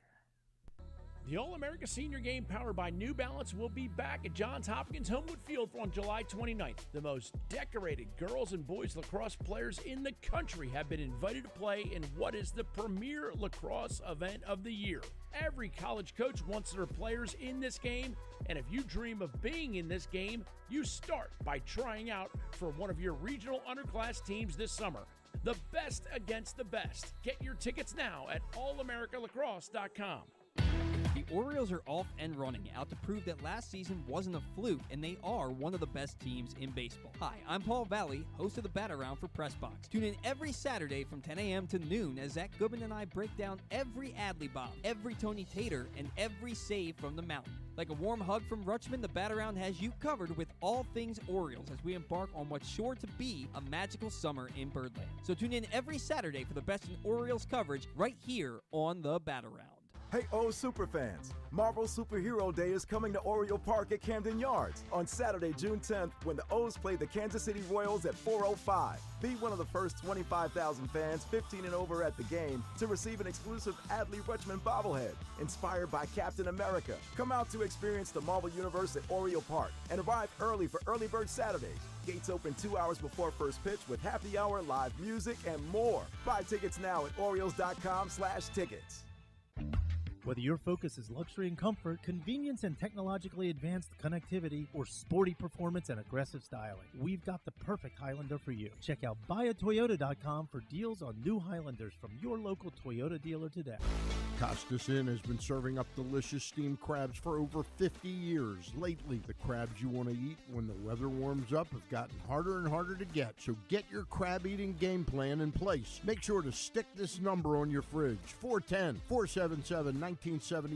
Call ahead and reserve the size crabs you want. You may be able to walk in, but you may also be disappointed at the size or maybe even get shut out altogether. So call ahead, have a plan, and then arrive on your crab-eating vacation. Costas also has delicious crab soup and crab cakes. The Costas Inn at 4100 North Point Boulevard. For more than 50 years, they've been satisfying crab lovers in and around Baltimore.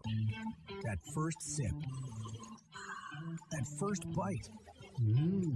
Start your day off right with a delicious breakfast at Royal Farms. Choose from a fantastic selection of fresh Royal Farms breakfast sandwiches and top it off with a rich hot cup of the freshest coffee in the world. At Royal Farms, breakfast is available day and night. It's the freshest breakfast in the world. Real fresh, real fast. Royal Farms. If you need more of Glenn, you can also hear him every Sunday with Rita on 105.7 The Fan. But also, if you need more of Glenn, what's wrong with you? It's a fair question. All right, back in here on GCR as we continue along on a Tuesday edition of the program. Stan the Fan Charles, Ross Grimsley, Luke Jackson got together yesterday. If you missed it, you can find it right now at facebook.com/PressBoxSports. Click on the videos tab or go to youtube.com/PressBoxOnline or PressBoxOnline.com/video every Monday. Stan the Fan, Ross Grimsley, Luke Jackson getting together. They did a little earlier yesterday, but typically it'll be at 6 p.m. This week, Stan and Gary Stein will catch up with Towson basketball coach Pat Scarry on Thursday night. All right, a couple of things. One, we talked yesterday about these rumors with Kyrie Irving and LeBron James. Did you see that apparently the Mavericks attempted to deal for LeBron at the deadline? Oh, really? I did not see It's very that weird, part. right? Like, I get it, the Lakers were not very impressive, but I'm confused by exactly what the Mavericks were doing. And when they went from trying to land LeBron to let's tank the games at the end of the season. Like, I'm a little bit confused by exactly how that worked for them. I don't know. I don't think I see it, but I guess it just sort of depends on what LeBron is. I think part of this is does LeBron recognize he shouldn't be the alpha on his team any longer? I think that's really what this conversation comes down to. I think everybody's being very dismissive of the possibility of it. I think there's the question that still can exist of, can LeBron say, hey, there might be nights where maybe I can be a team's alpha, but I shouldn't at this point in my life be expected to be the guy that's carrying a team to try to, almost single-handedly win games. I think it was evident in the Memphis series too, earlier in the playoffs. LeBron was down the stretch in the game, obviously, but he was a mess in the fourth quarter. He was not the main ball handler in a lot of these plays. But the Lakers don't really have another good option, right? Like, you can say and I think Austin Reeves is a decent piece. They don't have another guy to turn to in those moments and say every possession goes through you, Chief. And LeBron was still giving the ball up, which I think says a lot. Correct. Even to that. Hachimura, right? Who obviously had a couple great games, especially in Memphis. But 3 minutes left in the game, and LeBron's saying, here, Reeves, Jared Vanderbilt, or go get this bucket. I'm going to stand over here on the weak side. Dennis Schroeder a few times during the course of the playoffs. Obviously, there was a Lonnie Walker game in there. I guess the question becomes, does he recognize that? And if he recognizes it, is there room for him to go to the Lakers and say, I would rather be here. This is where I wanted to come, and I'd like to win a real title here because I guess LeBron has convinced himself that, it means more to his legacy to have won a title in L.A., which is always very weird to me. I think everyone agrees that the most impactful title that LeBron could win was the one in Cleveland. That you can't at that point, you're just another guy that won a title in L.A., and, of course, his is a title. You're just another. Everybody won a title in L.A.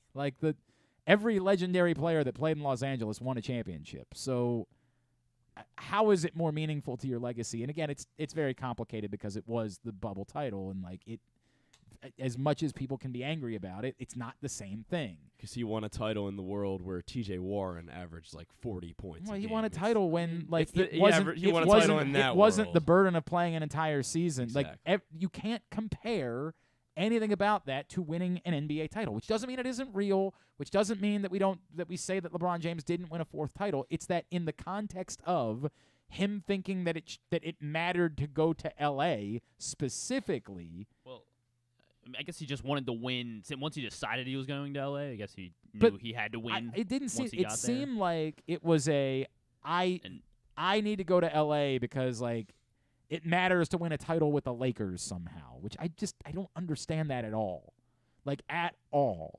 So does he still care about that? Does he think he accomplished that goal, even though nobody treats it as a real title? Like, I don't know what to make of that. His son's going to be playing at USC, so you would think he'd want to stick around. He would want to stick around in L.A. and have the ability to maybe go see his son play more frequently than he would. I don't know how frequently because I have no idea how the games are going to line up. But you would think more frequently than he would if he was playing, say, in Dallas or, wherever else it might or be. if he just tells Dallas, I'm not going to be around for December and January, and maybe part of February. I mean, because maybe there's an argument for that. That he you should, know, right? Like he shouldn't Like, be there anyway. Try to. That's save himself for March. When they won and the no, it's unfair because he didn't really carry that. Like even to the bubble title, that was an Anthony Davis. Anthony Davis was the guy, but you could argue it might have been the blueprint for a late life LeBron James to try to win a title, which is get 4 months off. Like, go take a ton of time off. And then come back and get a respite and play after that. Like we're laughing about it.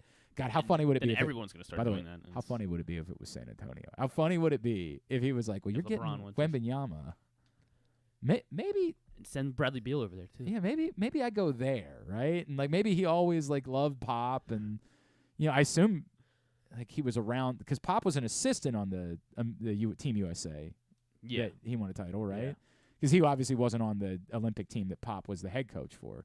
But I'm pretty sure that the team that LeBron was on, Pop was an assistant. Maybe he always loved Pop, and he's like, yeah, I'm wrapping it up. Maybe I go play for him, right? Like, that'd be fun. Wouldn't San Antonio be a great spot for Bradley Beal? You care desperately about Bradley Beal. It's so funny. Yeah. You are would that be Keldon Johnson's spot that he'd take? Is he the shooting guard there? I don't know. If y'all are talking about it's Bradley Beal. I don't know if he's playing. Bradley Yes, Beal's playing. You love. It's so weird how much you love Bradley Beal. Well, I mean, it's great. so funny. He's the only good player the Wizards have had for 10 but why years. do you care? Like, why do you care? Because it's the team I choose to watch. Why you choose to watch them is an entirely they're on different TV. conversation. There's other NBA games on TV. Not really. There are. Every night there are NBA games on television. You can choose Not to watch. like- No, every night. Every night. And they like involve only far on, better like, teams than the Wizards. The Tuesdays and Thursdays. No. they got TNT. No. NBA TV has a game on every night that there isn't an ESPN or TNT game on. I didn't always have NBA TV until like this year. All right, well, that's a different conversation, I guess. That's a different thing entirely.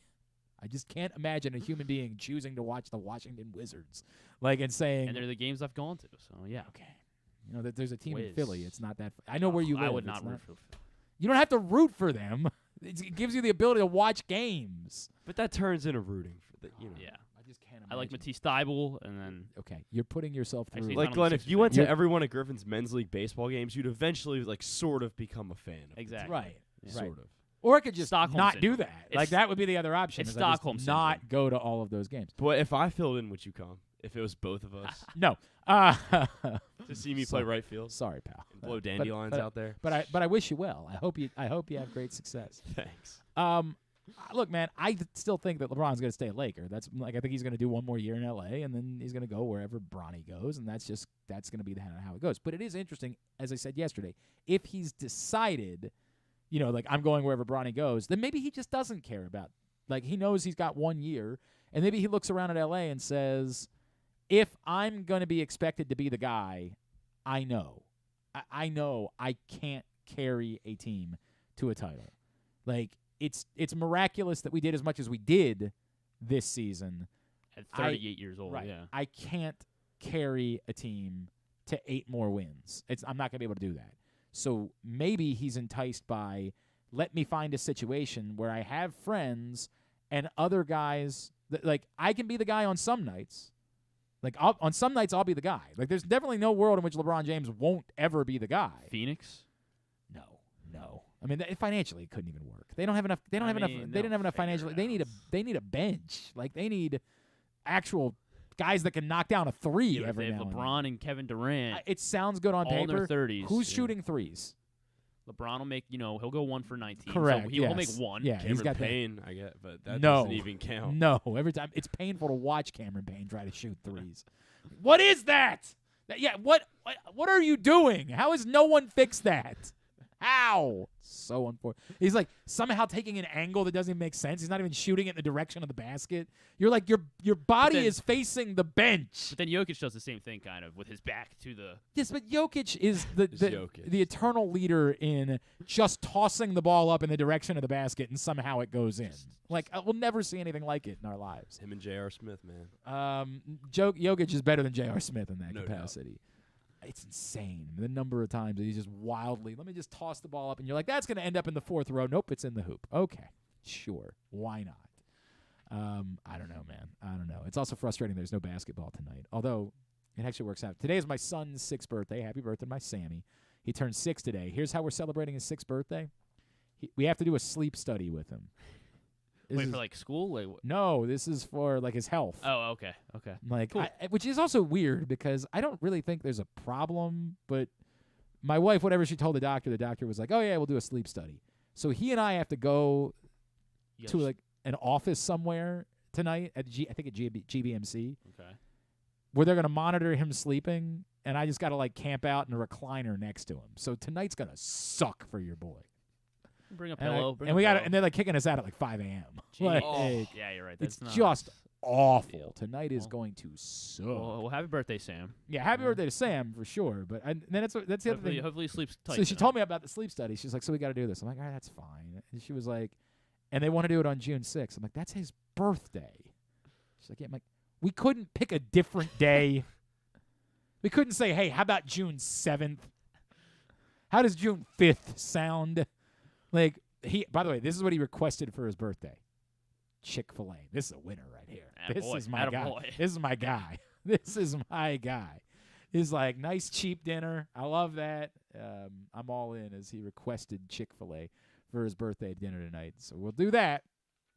And then they're going to go monitor his sleep while Dad attempts to watch the Orioles game. And it's going to be so maybe it's better for me that there's no basketball tonight. So then as soon as the Orioles game starts later because they're in Milwaukee. Son of a bitch, it's like at 7:40, isn't it? I hate that. That stinks. What time do you have to get there? I don't know. How would I know that? My wife will tell me at some point today. I mean, it isn't like she'll message me and she'll say we're meeting then. We're meeting then. Are we? Do we want to take a break or are we calling now? You tell me. You're calling right now. All right, very good. Hey, a quick reminder that today's show is brought to you by A.J. Michaels. Expert and award-winning A.J. Michaels Heating, AC, Plumbing, and Home Performance will improve your home's energy efficiency and comfort levels. AC season is here. New rebates and discounts are available. More at ajmichaels.com.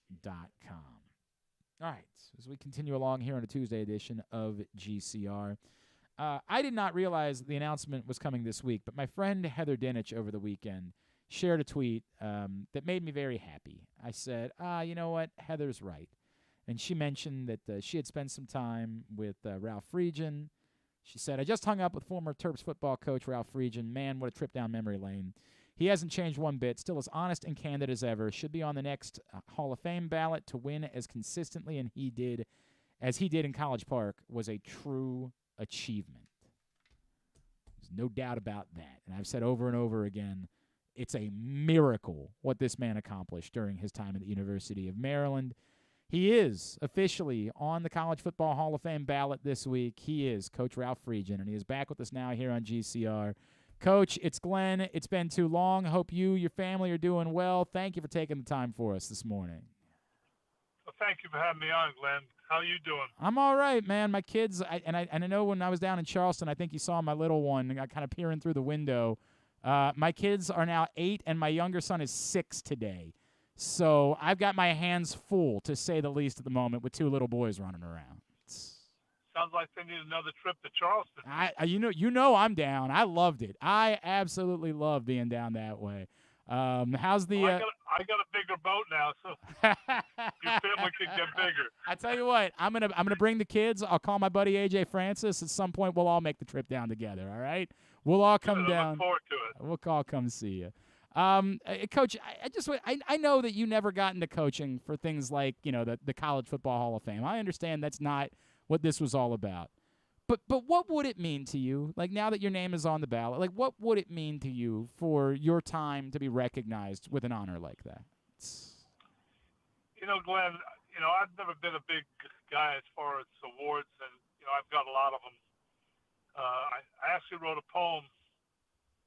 You never know I would write poetry, but I do. You've blown my mind. The name of it was The Metallic Shrubbery.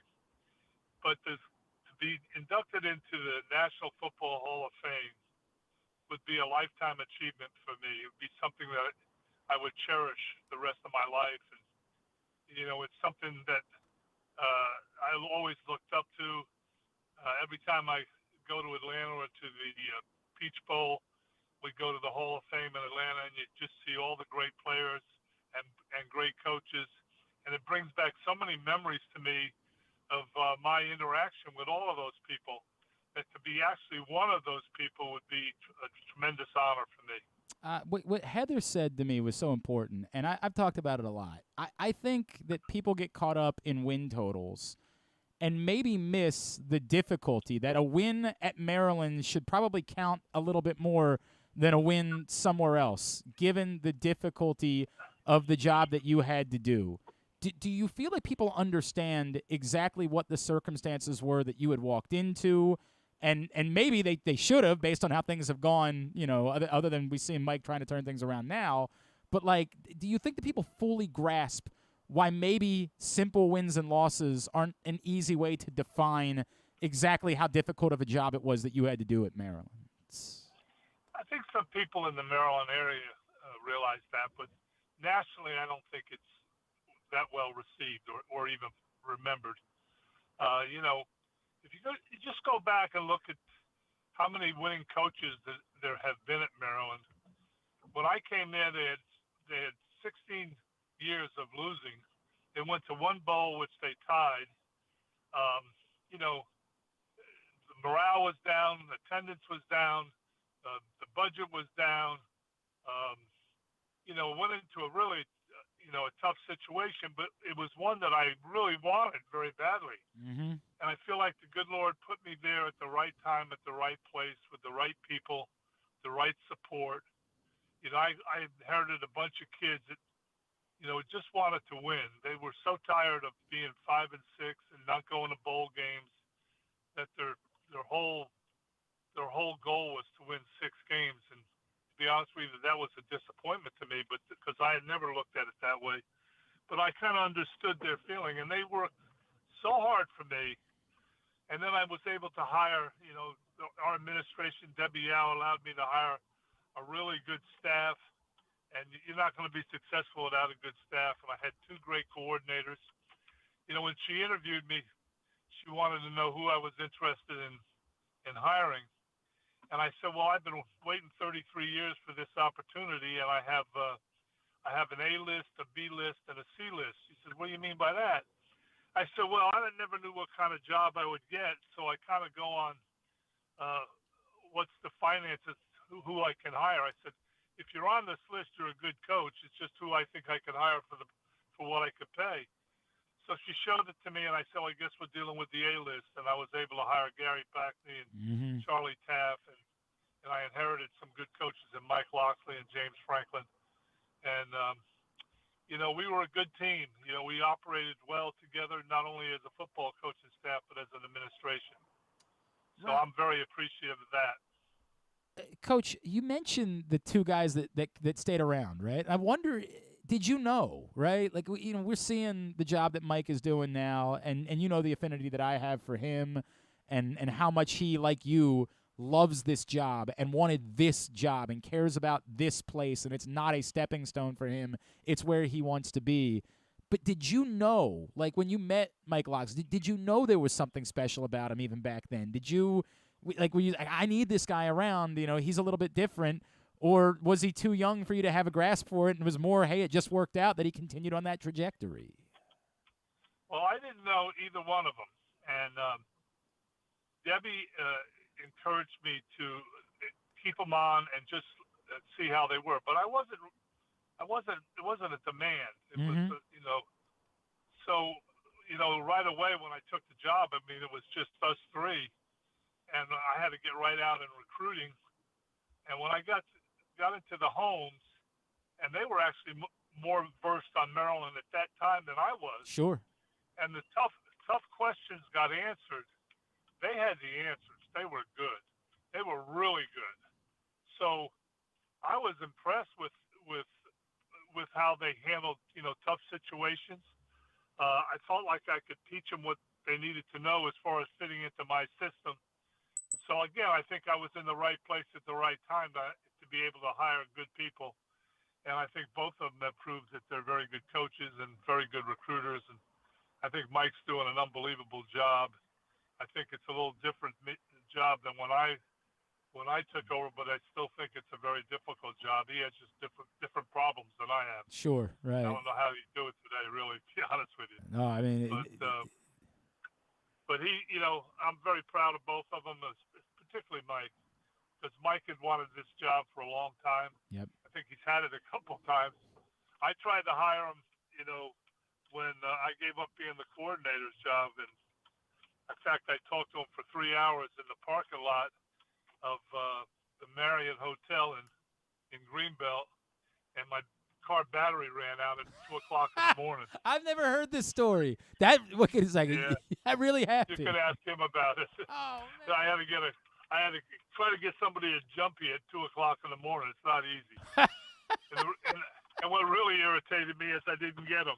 So you did all that and you couldn't. Oh man. Oh, I might have held that against him for a little while. Actually, I should have got at least a sympathy consideration. Right. Oh, that is so great, Coach. Well, I did tell him later on when he got the job. I said, if you committed to me about 5 or 6 years ago, you'd have got this job a lot earlier. Right. Right. Yeah. Don't bring that up. This is on you. Yeah, that's a great point. Coach, your relationship and the fact that we're in this place right now, and that you are able to have conversations with Mike, and you've been back a few times for various events, and like every time you've been back, you know how beloved you are and how happy this fan base is to see you. How much has it meant to you to be in this place with the University of Maryland years later? And none of us are ever going to be over what happened because it was shameful, but to be able to be in this place where you can feel that love and know how much the people here care about you and want you here and talk to Mike and be involved in the program, what has that meant to you at this point in your life? Well, it really meant, it's kind of surprising, to be honest with you. I believe that. And heartwarming at the same time. I remember, I'd never been in the parking lot before a game, but I had my grandson with me, and we were driving in the golf cart, and the people expressing their affections and love and greetings to me was really heartwarming to me. But I think it kind of overwhelmed my grandson. He said, who are you? You're a pretty important guy. I said, well, today I am anyway. But the other thing I'd like to say is that Damon Evans has really welcomed me with open arms and has treated me extremely well, and really kind of made me feel comfortable coming back to Maryland. There was a time I was disappointed in the administration there, and I had a bad year in 2009. We lost. We were 2-10. I played 36 freshmen, and then the next year we went 9-4, and I had 36 sophomores. And I really wanted to stay on for 2 more years because I wanted to see those sophomores be juniors and seniors, and I was going to have a really good football team. Yeah. And, they made the change, and then they got rid of a lot of those kids. And, things didn't turn out so well from there, and a lot of those guys are still playing in the NFL. So it's, I really want to thank Damon for welcoming me. And then last year I went to the National Hall of Fame because E.J. Henderson was being inducted. Yep. And what Maryland did for E.J. Henderson was unbelievable. I mean, it was showing him this support. It was more than I ever anticipated. He must have, E.J. must have had 25 or 30 people there. And that's awesome. And Maryland had them for dinner, and it was really a wonderful occasion. And so they're doing things very first class in Maryland. I think Mike's doing a heck of a job. They got great facilities. They got other problems they got to deal with, but Mike will figure that out. He'll get it done. And I don't see why Maryland can't be right at the top of the Big Ten myself. I tell you what stands out to me about Mike. I don't know that you and I have ever talked about this, but and as I mentioned, you know how close I am. AJ Francis is one of my best friends, and like he talks about Mike in a way that's unlike other people, and he has great affinity for you. Like whenever we talk about you, he's got this giant smile on his face. And what jumps out to me is how genuine it is that he cares about these kids. And that, when I think about you and Gloria in particular too, is so similar that like it's not just you're a transaction to me. You're someone who's here to try to help me win football games, and then I kind of don't care beyond that. Do you feel that with Mike, that like the care, the concern he has for these young people is similar to the way that you guys operated that program for so many years, when I know how personal those relationships were for you with guys like AJ, guys like Torrey, the guys that go back, the EJs of the world? I definitely feel that with Mike, because Mike had that way with the players. Mike would get very, very close to his players and still does. I think it's tougher today than it was when I was coaching because of this transfer portal. Sure. NIL, yeah. NIL, because I think players, are kind of looking at it more selfishly, and so do coaches, because if a player doesn't measure up to what is expected, they tell him to go into the portal. They try to cull their team. So there's not the trust that you really need. You go into a home back in the day, and even now, you talk about getting a college education and preparing kids to get internships and to get good jobs. And, I always thought the decision was not for the next 4 years, but for the next 40 years. Now it's for the here and now. What can I do now? And, I just worry about losing that fact. When I was in the NFL, I thought something was missing. As much as I love the competition, but you never have the impact on an NFL player personally like you do with a college player. Maybe it's because I have 3 daughters. I don't know, but I try to treat all of my players like they were my sons. And that was not always telling them what they wanted to hear. Mm-hmm. I just tell them what I thought was best for them. But, over time, I think the kids realized that. And some of the kids I had probably a rocky relationship with. I have a great relationship right now. In fact, I just had a reunion with my 85, 84, and 83 linemen. That's cool. Came down to Charleston for a weekend with me. That's almost 30 years I coached those guys. Wow. And I still have a relationship with them. So, I worry about that aspect. I mean, that's really why I went back to college, because I missed that effect on kids. You take a freshman or a sophomore, and just like I was, you're going to make mistakes, but you grow from your mistakes, and then you go see that kid graduate in a couple of years. He's doing well. He's got a family, and you had some input into that person's life, more than just football. Football taught him a lot about life too. But right now I think sometimes everything's too easy for him. I don't think we got to go back to, you got to work through some tough times. That's the other thing that would make this Hall of Fame, because nothing's ever come easy for me. I've always had to work at it, and I don't regret that at all. The harder you work, the better your chances are at success, and that's why I'm hoping that my daughter's doing a thing, Glenn. It's kind of she's kind of I call her my IT person. She's doing a thing on Instagram, and she's finally convinced me to do it. Where we pull up, we're doing the 2001 season right now, and I'm going through certain games that were important. Oh, that's cool. She's she's taping it, and she's going to put it up on Instagram where people can see it. She's already said she put it up. I think it's Coach Fridge. I see it. I got it. And so, I was up to about 11 o'clock. I usually go to bed at 9 right now, doing a thing. I hit a button, and I went on to another screen. I just said, forget it. I'll get it tomorrow. But we're gonna figure it out. But she's very talented, and she's been wanting to do this for a long while. And we'll see how it goes and how it gets received, and maybe we'll do the whole 10 years. I love that. I love about that. the ups and downs. It's so we'll see how it goes. It's Coach Friedgen on Instagram, and I see the video here, Forward Progress, for you guys to go. I think it's football for Friedgen or something yeah. like that. Go check. That's a very cool thing, and I'm glad you're doing it, Coach. And look, you know how I feel. You know what really jumps out to me too? I was talking about the young people in this room that don't remember that season. It's a shame there wasn't a 12-team playoff that year, right? Like, real shame that didn't happen that way, because that would have been what a testament it would be to go back and say, hey, and we were in the mix to win a national championship, which is so very true about that team, a one-loss team throughout the course of the year going into bowl season.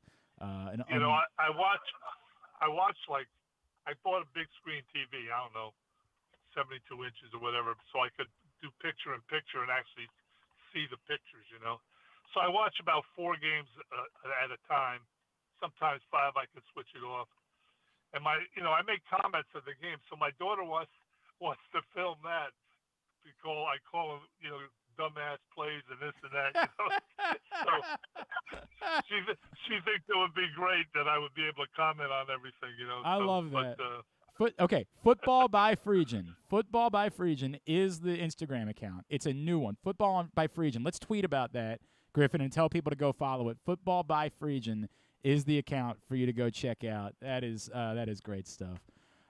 Coach, I love you. I appreciate the time that it's funny. You get into this business and you meet people, and I'll be honest with you, I was a young person. I was intimidated, right, by guys like you, and the relationship that we developed over the years, it means a lot to me, and it taught me a lot about this business and how to handle myself and to learn how to ask questions and things like that. And I don't know that I've ever told you that directly, but you played a significant role in me figuring out how to do this once upon a time. So I will be eternally grateful for that. You figured if you could interview me, you could interview anybody. Huh? As it turns out, I had no idea how good I had it, right? Like, I thought it was intimidating talking to you, and then I started talking to other guys. I was like, oh, these guys are a-holes. Ralph is great. Like, I had no idea how good I had it. I was talking to Heather Dennis the other day, and she said to me, nobody, I used to have the press in my office three times a week. And she said, nobody does that anymore. No one sits down. And I would have, 5, 6, 7 reporters. And I told them, I said, look, I'm an emotional guy, and we have a bad practice. I come in here, and I might not be in the best of moods. And I said, sometimes we have a great practice, and I'll be jovial and crack jokes. Sometimes I'll get emotional. So I said, but, if you want to know who I am, just treat me fairly. You don't have to agree with me. And I said, we won't have any problems. And when I look back over my 10 years in the D.C. area, I think I was treated very fairly. I don't have any problems. Didn't always agree, but, sometimes you see things you don't like, and you look at them and you analyze, and you can see their point of view. So I always believe in being straight up and, not trying to deceive anybody and let the chips fall where they may. I think that was what we learned about you the entire time, Coach, and I think it's why so many of us have such incredible reverence for you, and we are rooting for you and openly campaigning for you to receive this honor, and you are incredibly well-deserving of it. Coach, please give my best to your wife. I look forward. I need to get back down there. Love that part of the country, and would love to come see you soon. Thank you for spending a couple minutes with us this morning. You're always welcome here, Glenn. Thank you, Coach. Appreciate you. Coach Ralph Friedgen. It's okay. It's okay. He's a special individual, man. He's a very special human being. And again, for folks like Carson and Griffin, it might be tough to understand because you didn't live the moment. Maryland football was a non-entity. Ralph Friedgen showed up, and all of a sudden Maryland football mattered. Was playing big national primetime games. The Sean Merrimans of the world, the Vernon Davises of the world, Lamont Jordan, superstar players that would go on to have great NFL careers, DeQuell Jackson. Like, all of a sudden, Maryland football went from nothing. Of course, at the tail end, Torrey Smith, think you heard of him?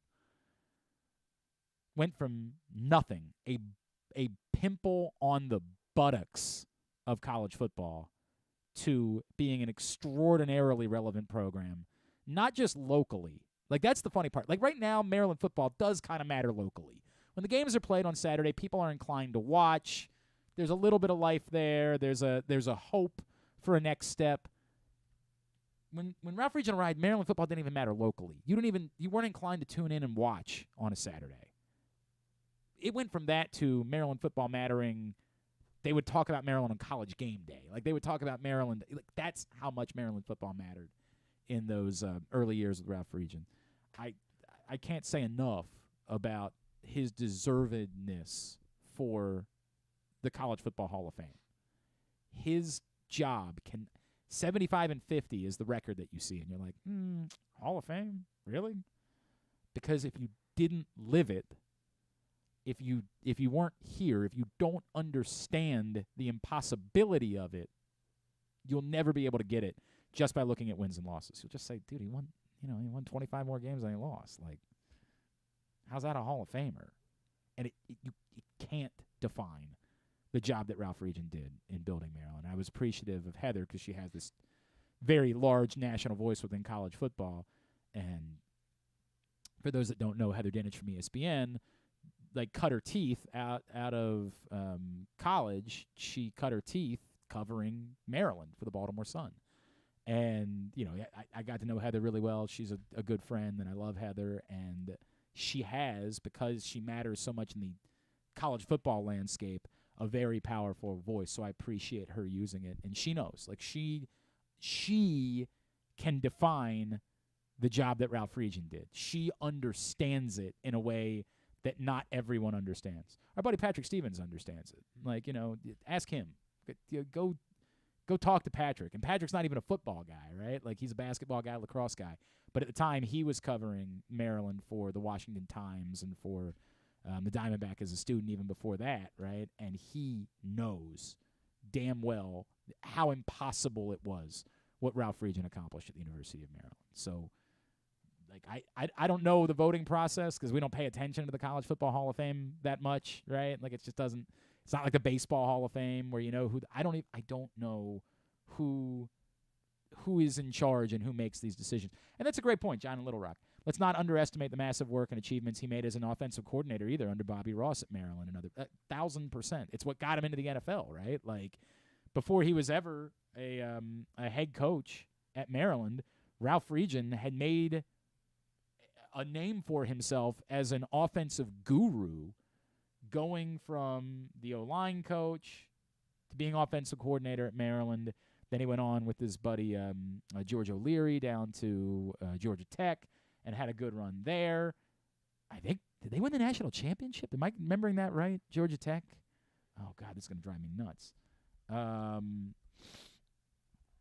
football? Mm-hmm. What year are you thinking? It would have been late 80s, early 90s. It was 1990 was when they won the national championship. They won the national championship. And he was there. He was there. He was the offensive coordinator of it. Georgia Tech won a national championship, which is a sentence that neither one of you would believe. For any sport. Georgia Tech won a national championship, in large part thanks to Ralph Friedgen. And yes, he went with Bobby Ross and then developed that friendship with George O'Leary. And then ultimately from there went to the Chargers and then came back to Georgia Tech after that, and then ultimately ended up. So he went first with Bobby Ross, then with George O'Leary at Georgia Tech. But he was a hell of an assistant coach before he ever became a head coach, and so desperately and badly wanted the Maryland job. Here's a thing that a lot of people forget. The Tampa Bay Buccaneers interviewed Ralph Friedgen to be their head coach. And he ultimately decided he wanted to stay at Maryland. That's how much he loved this place. Yeah. Oh my God. Yeah, he loved this place. So, you want to try to play that video on their Instagram or not?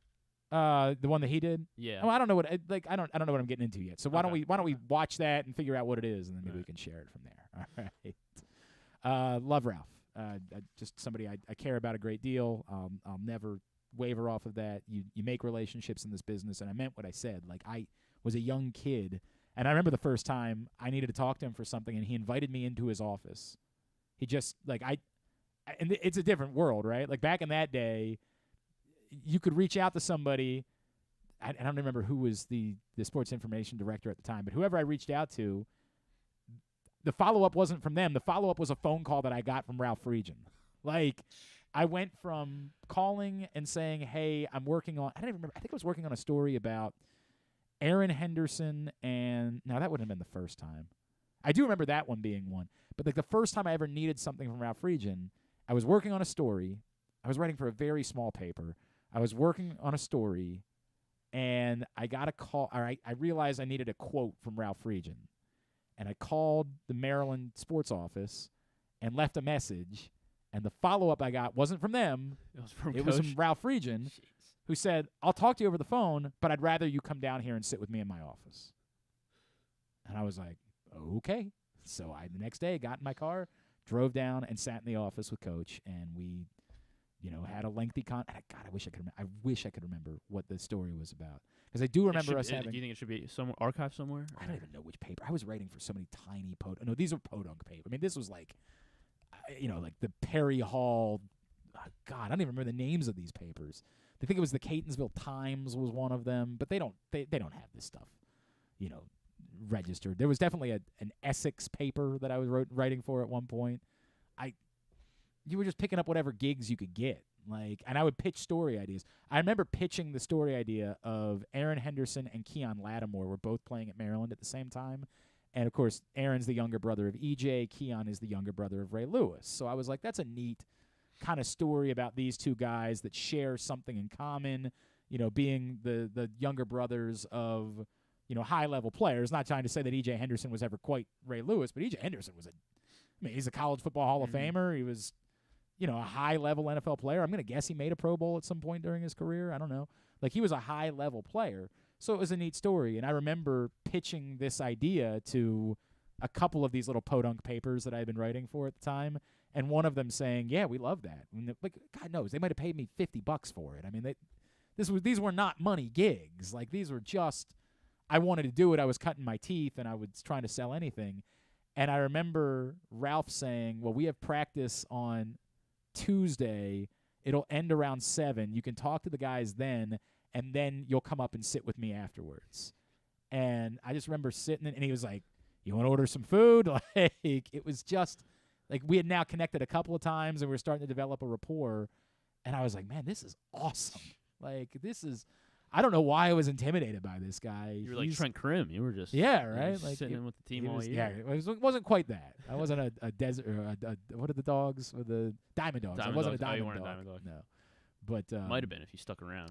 Yeah, maybe. Who knows? I do. I have great affinity and respect for Ralph Friedgen, and rooting like hell for him to get that call for the College Football Hall of Fame.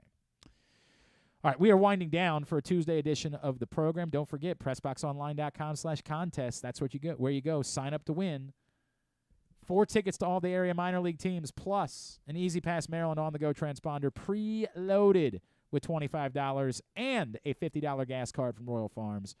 PressBoxOnline.com/contest. That's how you do it. We'll come back in, and we'll get a tidbit and tuba to wrap it up. It's Glenn Clark Radio. Hey, superfans! Marvel Superhero Day is coming to Oriole Park at Camden Yards on Saturday, June 10th, when the O's play the Kansas City Royals at 4:05. Be one of the first 25,000 fans 15 and over at the game to receive an exclusive Adley Rutschman bobblehead inspired by Captain America. Come out to experience the Marvel Universe at Oriole Park and arrive early for Early Bird Saturdays. Gates open 2 hours before first pitch with happy hour, live music, and more. Buy tickets now at Orioles.com/tickets. What air conditioning company can save 50% of your energy cost and qualify you for up to $7,500 in rebates? AJ Michaels. We do more, we do it better for less. In Baltimore and Annapolis, ajmichaels.com.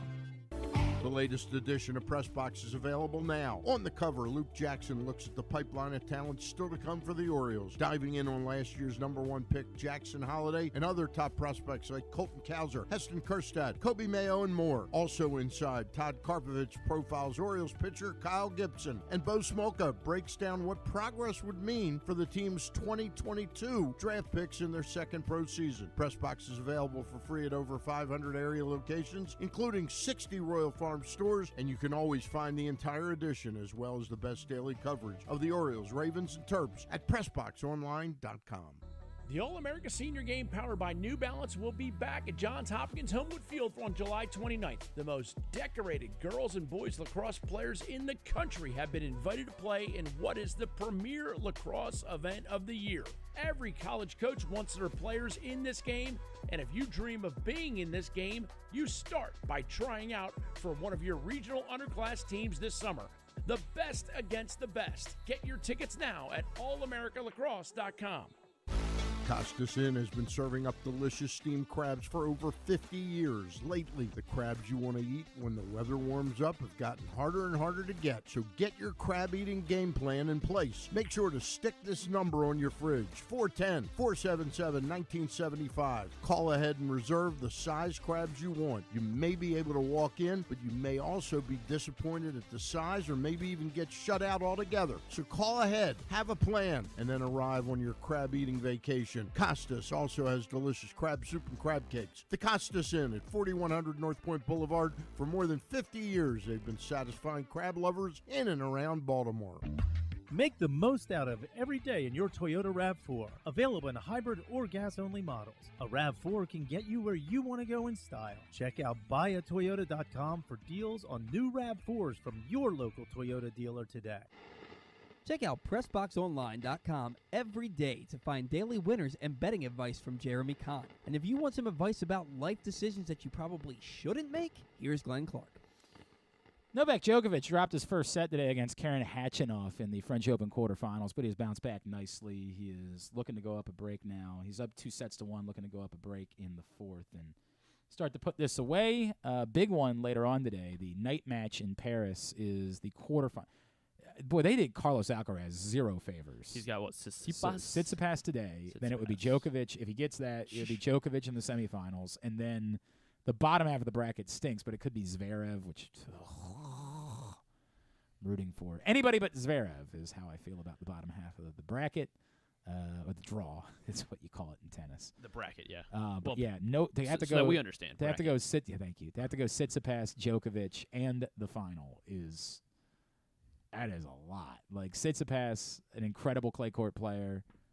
Djokovic, is Novak Djokovic on any surface. And then whoever it would be in the final. Just, ugh. Well, if he's that guy, he's got to figure it out. I like to hope he is. It would be very disappointing to me. I was extraordinarily disappointed by how the Frankie fell apart over the weekend against Zverev. If Zverev gets the final, I'm going to need Carlos Alcaraz to be waiting for him. Or I'm just going to become – I'm not a huge Djokovic fan, but if he plays Zverev in the final on Sunday, I will be the world's biggest Novak Djokovic fan. I will be a number one. When are we going to start your segment, Carson? What's going on with that? I actually have one for today. You have something for today? So Glenn and I have been discussing what we're going to do. I would like to do kind of a web life junk hack thing. So I would like to – I'd like to incorporate a couple different things. But, yes, one of them would be I would like you to demonstrate these life hacks that people are constantly sharing. I always see, here's a life hack, and then, some of which go very viral, by the way. And I look at it, and I'm like, is that real? And then I forget about it. Mm-hmm. Within a day, I'm like, what was that thing that I wanted to try?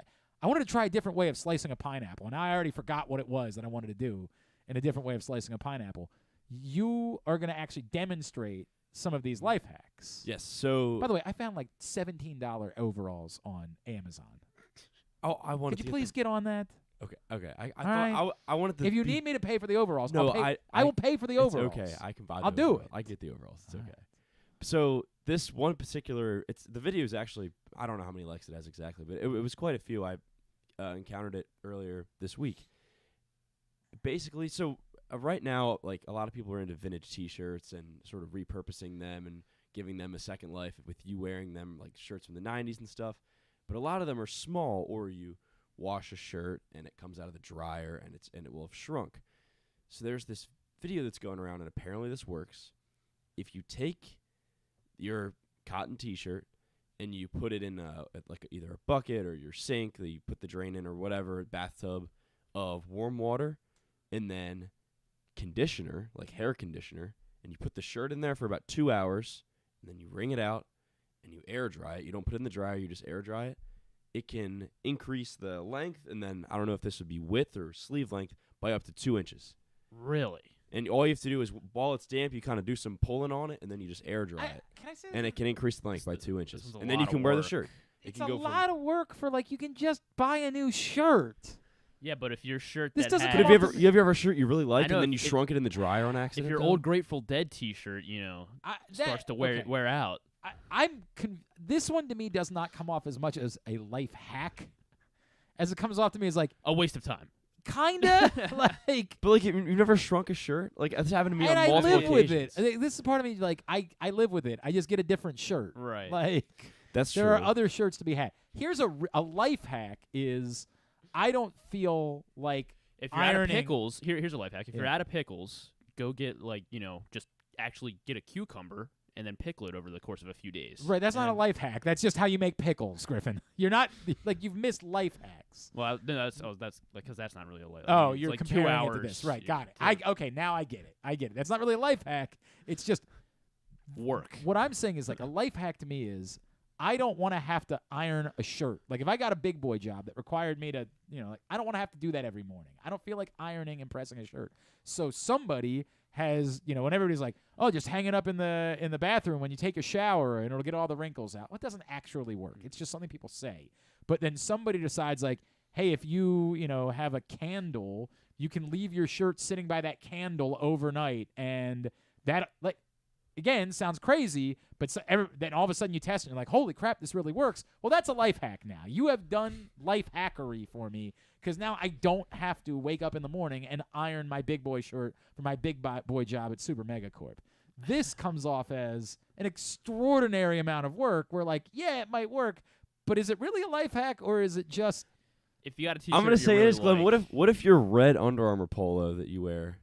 What if that thing? What if you I don't- pulled it out of I the don't dryer feel and you any were like, amount of- shoot, man, I this would thing say, is gonna be all like right, almost it's time a for me crop to get top. a new Under Armour polo. No, like we know that, Glenn does love that red Under Armour polo. Yeah, I You're wear right. that all the- I You're don't right, even- Carson. You're right. Exactly. What if you put that thing on and you were like, shoot, this thing's almost a crop top. man. I'll live.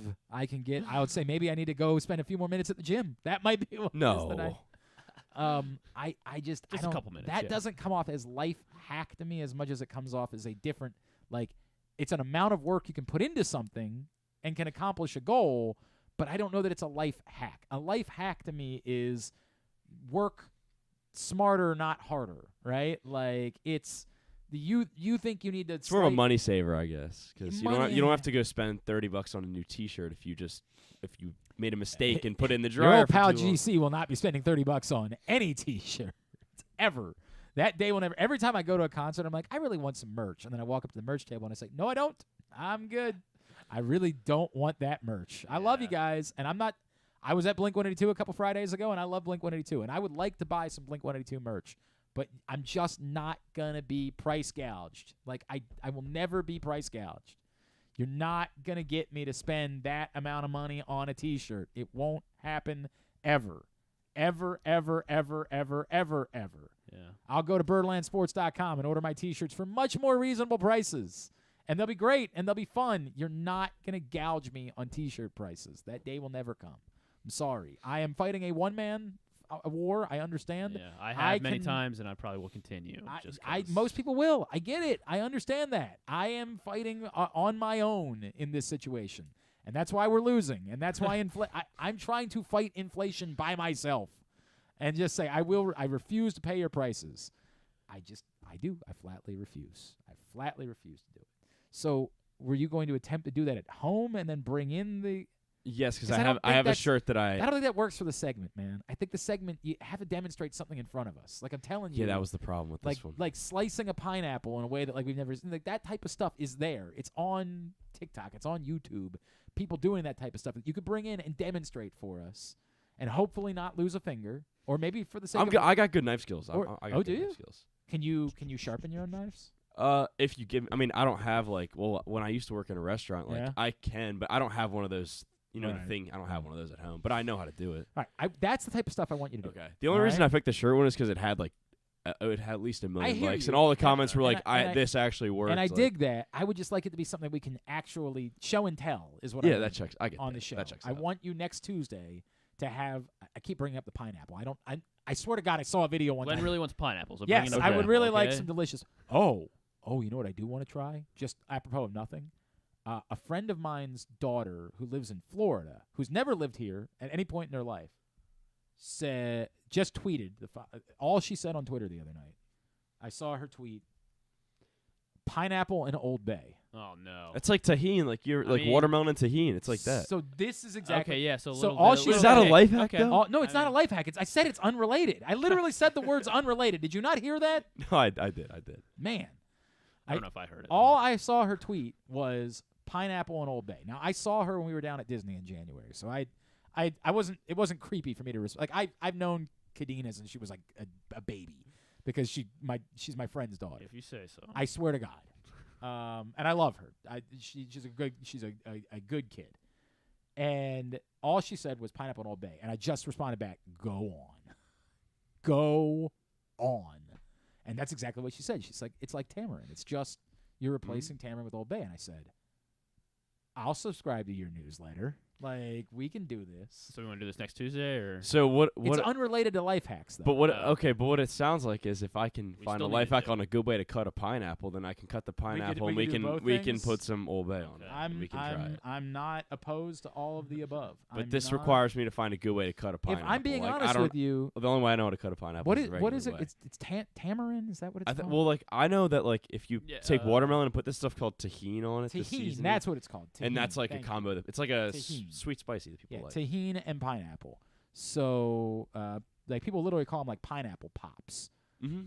And I've never done that. It's like you freeze pineapple and tahini. Why did I say tamarind? That's another don't know. spice, right? Yeah. Tamarind's a spice, isn't it? Tamarind is Turmeric. A spice. Turmeric is Turmeric, a spice. I know is a spice, but tamarind, I believe tamarind is also Tamarind's a monkey. Tamarind is a plant. It's a seasoning. I'm on this. I'm Okay. not an idiot. I'm on Tamarind is a leguminous tree bearing edible fruit that is in. Well, So it's edible. it's definitely edible. You food. can eat it. It's apparently it's also it's used as a No, yeah, seasoning. they had Yeah. tahini stands essentially like all over LA, like just people selling Of fruit. course, and these then California douchebags. It's all they. Of course. They want to put avocado and ice cream, and you got to put tahini on everything. But I'm still willing to listen. Old Bay and pineapple, I'm willing to listen. I also have a third idea for a concept where we do a video series where we just invite famous people we know to come try Old Bay on random things with us. Okay. Like we where saw the Pop-Tart. Yeah, that's like we did the Pop-Tart. Yeah. And by the way, how about I got invited on Amber Theo Harris's show to talk about the Pop-Tart. Really? This is a straight shoot. So this is our new angle. on I everything. got a text that day from Amber Theo Harris's producer on Sirius XM, and they were like, "Hey man, could you come back on the show next week?" And I was like, "Sure, of course." You know, I love Amber, right? Of course I will. Thank you, Chargers social media Right? team. I get on. The first 8 minutes of the conversation are just about the Pop-Tarts. And then the revelation that I offered that I had once snorted Old Bay. Like, it's all we talked about for 8 minutes. And I was like, maybe we should be that. Maybe that should be our piece of the internet.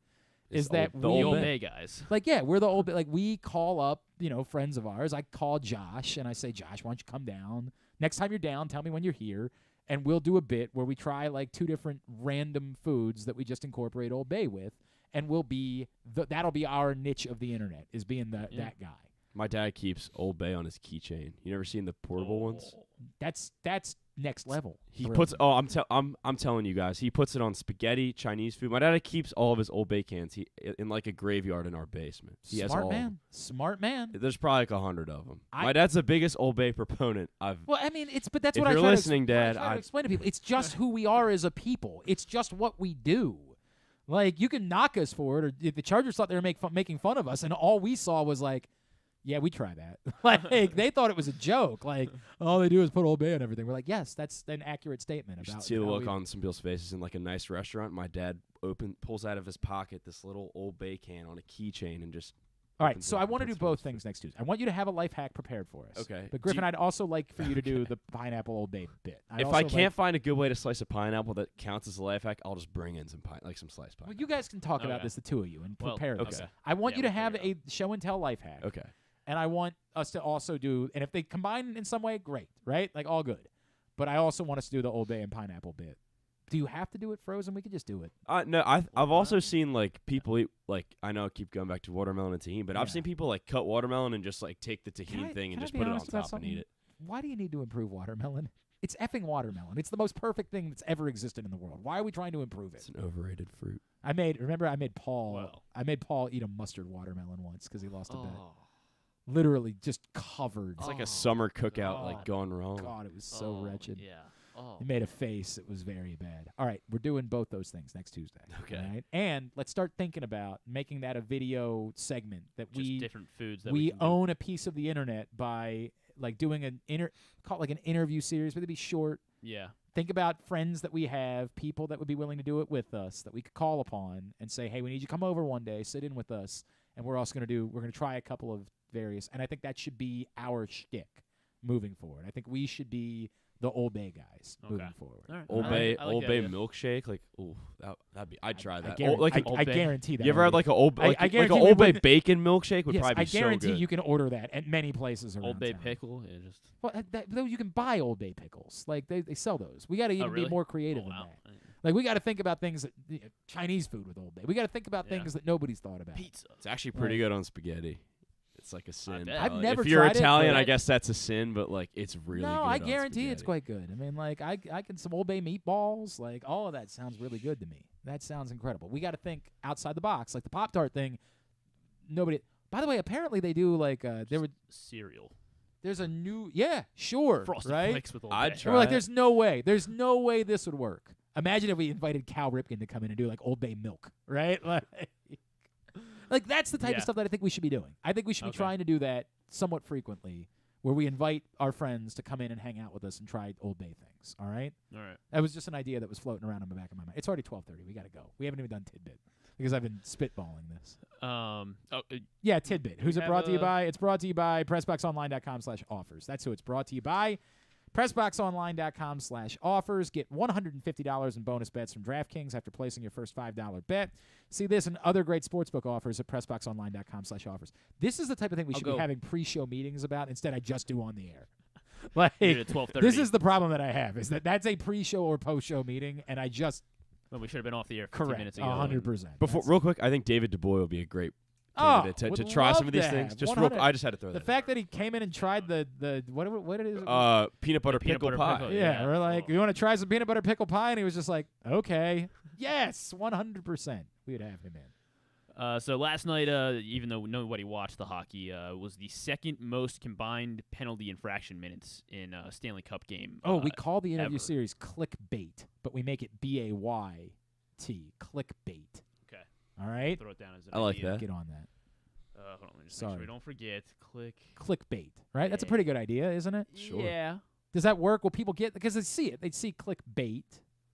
All right, all right. We can mess around with it. I'm not going to commit to it yet. Come up with some other ideas. Spitball them. Also, the Golden Knights have outscored the Panthers 12-4 in the first two getting games. That's they what I are said. the 7th team to outscore opponent by 8 goals through the first 2 games. I'm stunned that there have been 6 others. Yeah, all 6 of them went on to win the series. So yeah, seems more likely than not over. Andrew Abbott became the second Reds pitcher ever to go 6 innings and allow 1 or fewer hits in his MLB debut last night. He joins in 2008.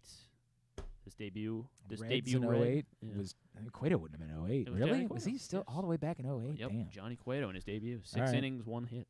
Yeah. Luis Arraez, he's the first player with 10 hits and 8 second player in the last 50 years to ever have 10 hits and 8 RBIs and 0 home runs. I in need a you to 3-game also look span. up how deep in the season Roberto Alomar was flirting with 400 when he was in Baltimore. Not right now. Like, you can do that while we do Tubular or something. But, like, everybody's freaking out about Arraez hitting 400, and I get it. I feel like Roberto Alomar was basically this deep in the season hitting 397. Like, he was at like 420 like a couple weeks ago. Then he had like a really bad stretch where he was like down to 370, Yeah. and now he's back up to 399. Yeah, it's nuts. He's been It's nuts. but so the only other player to ever have 8 RBIs, 10 hits, no home runs in a 3-game stretch, George Brett did this. That's the Hell of a player. only That's the only remarkable. 2 instances that this has Remarkable. ever happened in Yeah. the last 50 years. Orioles are starting their series with Milwaukee. They have not really played well against the Brewers since they moved to the National League. In 1998, they're 5-10 against the Brewers since they became became an interleague match. I mean, in fairness, the Orioles have been really bad against, like, Yeah. I don't know I how guess much they've they been played. bad for most I of think the the interleague more interesting history. question would be between 12 and 16 when the Orioles were good. Like, if that's when you said, by the way, that's when all the games against the Brewers were played, you'd be like, wow, that's weird, right? But, otherwise. In 2014, when they played them, they lost 2 of 3 Sons of bitches. at Milwaukee. Sons of bitches. So I wanted to do a random line because we did talk about doing a random 2008 lineup. So the Oh, first damn time it, we did do that. Yeah, this is going to be a tough one. The first time they went to Piss.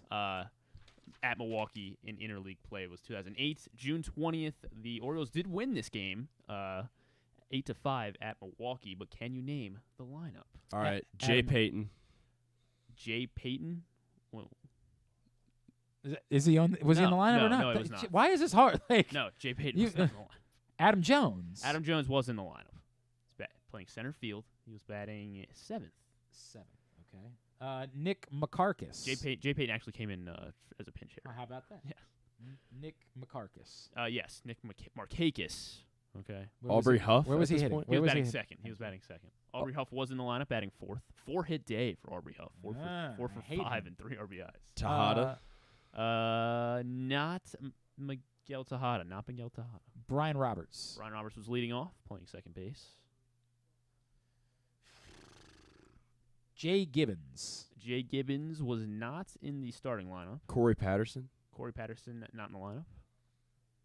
We only have one other outfielder because I don't think Huff wasn't in left field, right? He was in first base. He was in first base. Can we get the pitcher? Do we have the pitcher? You'll never get the pitcher. Adam, is it Adam Lowen? No. Oh. No. It was the only pitcher that they even Jason used. Johnson. No. Was Millard? No. Bergeson. Millard? No. Not Brad Bergeson. David Birkin or Jason. No. Was it Jason Birkin? Was that his name? Yeah, Jason Birkin, not him. Was the only pitcher that they even used that I recognize. Chill. Melvin Mora. Melvin Mora batting 3rd, playing 3rd base. Was that his big RBI season? Was 2008? I think it was when he had like 140 Might have RBIs. been. I mean, he had some big seasons. Melvin Mora was one of the. Was that still Ramon Hernandez catching? It was. It was indeed Ramon Hernandez batting 5th, right behind Aubrey Huff. Aubrey Huff, who hit 2 home runs. So what positions have we not covered yet? We still need shortstop, second base, and we got second base because Roberts was second. Left field, shortstop, and then because the pitcher hit, so there's no DH. The Luke Scott. Luke Scott was playing left field. Yes. Where was he hitting? He was batting 6th. So you need shortstop batting 8th, and then the pitcher batting 9th. Alex Cintron. No. Brendan Fahey. Julio Lugo. Was it Julio Lugo? No, it's not. Freddie Julio. Boom Boom Bynum. Yep. Freddie Bynum. Ty Wigington. Freddie Bynum. No Ty Wigington. No Ty Wigington in this lineup. All right, so now we just need this pitcher that you don't think we can come up with. No. Well, I mean, so it's not Guthrie. No, it was not. It's not Daniel Guthrie. Cabrera. No. I mean, this guy did not have much of a career. Dennis Sarfate. No. I only remember him. Wait, hold on. He came in for relief though. Did he? Yes. So here's the only reason I remember Dennis Sarfate, and I didn't think he ever made a start. He played at Arizona State, and so when I first got to Arizona and I was needing to get guests on, I called my friends at the Orioles hey, I need some help getting some guests on. Do you guys have anybody with any Arizona connections? And they were like, well, Dennis Sarfate, and I was like, we'll put him on. Irrelevant player from a terrible baseball team, and I'm like, joining us now here on the Fan 1060, the great Dennis Sarfate. 2008, Melvin Moore did have 104 RBIs. Oh, there you go. All right, who was the pitcher? The pitcher was we gotta go. Liz. Rodimus Lees. Yes, Rodimus Lees. Son of a Rodimus Lees. No clue. I want to say he was part of a no-hitter in the minors, if I remember correctly. Rodimus Lees might not have been a complete game. So it was June 20th. George Sherrill got the save. It was his 25th save of the season. The Orioles were 39 and 34. Yeah, they got off to a surprising. Remember, this is when what's his face, Kevin Millar did that goofy Orioles Magic remake video because they were buying it, and that was I do remember bringing that up with Dennis Sarfate. I returned to Baltimore that July is when I came back. And I remember, when it was becoming real for me that I was going to come back, I was like, man, the Orioles kind of matter. This could be fun. Not the case. The Brewers had an insane lineup. They had Craig Counsell, J.J. Hardy, Ryan Braun, Prince Fielder, Corey Hart, Gabe Kapler was playing center field. Okay. Jason Kendall was catching. Wow. At They had one a fun point in his lineup. career, Jason Kendall, at one point, Jason Kendall was a legit leadoff hitter. Was catching Is that and Niger a Morgan, legit too, leadoff Brewers? hitter. Because he was stealing bases. Yes, right? he was. Like, go look up Jason Kendall, how many bases. I guarantee he had a 25 stolen base season. I can't guarantee anything about that, but I'm going to bet that he had a 25 stolen base season. Stolen bases here. He had one, yes. He had Yeah, one. he did. 26 Yeah, steals he in did. 1998. Yeah, he did. And then 3 more 20 stolen base Look at your guy over here as a catcher. As a catcher. Was a legit stolen base threat and was leading off. That's great. By the way, sports trivia question. We had trivia last night. Name the 4 pitchers that have won 4 or more Cy Young awards. Nolan Ryan. I got one wrong, by the way. Not Nolan Ryan. Okay, so I didn't get one. That was just I knew that. Randy Johnson. Randy Johnson, yes. 4 Cy Youngs. Uh-huh. Bob Gibson. Not Bob Gibson. That was the name I tossed out at one point when we were debating this, but I did not go with Bob Gibson. Cy Young ever win the Cy Young? No, very much did not. Come on, let's go. Okay, Throw out okay. names. It's Whitey Ford. Not Whitey Ford. Verlander? That was what we got wrong. I thought the last one was Verlander's 4th. It was his 3rd. Darn. There wouldn't be really another. Is there another modern guy then? Come on, keep naming Kershaw. names. Kershaw. Not Kershaw, no. DeGrom's only has 3, right? No. Yeah. Come on. Carson, help me out. Zito, Mulder. No. Gagne. No, you're like maybe the greatest Sandy pitchers of all Koufax. time. Sandy Not Koufax. Koufax. His career was too short. Yeah. Who else? Drysdale. Not Drysdale. I mean, there's Carlton. Steve Carlton. Thank you. That was the one. And by the way, we were down to. I literally looked at. I was like, "Do you guys like Verlander or Carlton better?" And we decided to go with Verlander because I said Verlander before I said Carlton, so that was why we decided to go with Verlander. You got 2 of them. You're literally missing 2 of the greatest pitchers of all time. Yeah. Jesus. I'm like you're like psyching me out. I know. It's I got the pressure on. Pedro. Pedro's a good guess. Much better guess. Not Roger correct. Clemens. Roger Clemens. Thank you. Yeah. Most Cy Youngs all time. Roger Clemens. How many did he have? 7, I think. Holy. I did not know he had 7. And then last one. Juan Marichal. It's interesting is there's a particular team and you haven't named any of Felix their pitchers. Hernandez. No. A particular team. That was pretty good at pitching for a long time. Had a great reputation. Jim Palmer. Well, not Jim Palmer, but I understand why you're. Had an incredible reputation for pitching. Had 3 starters that were like whenever we talk about teams that have great pitching, we always compare them to this. The 2012 Tigers. No. I hate you. Give me Greg Maddux. Yeah, you Greg son of a Maddux. bitch. That's what I said. Yeah, that was gonna say. Oh yeah, we never named any The Braves guys. Yeah. The other one we got was there was a category of these people share a name with the name of a college, and one of them was Condoleezza Rice, and I don't remember what the first one was. Troy It was Chris Cornell, and then the second one was this L.A. Laker was the first player to ever score 70 points in a game. Was the first player ever. Elgin Baylor. Thank you. Well done. Apparently, a lot of dummies put Bryant.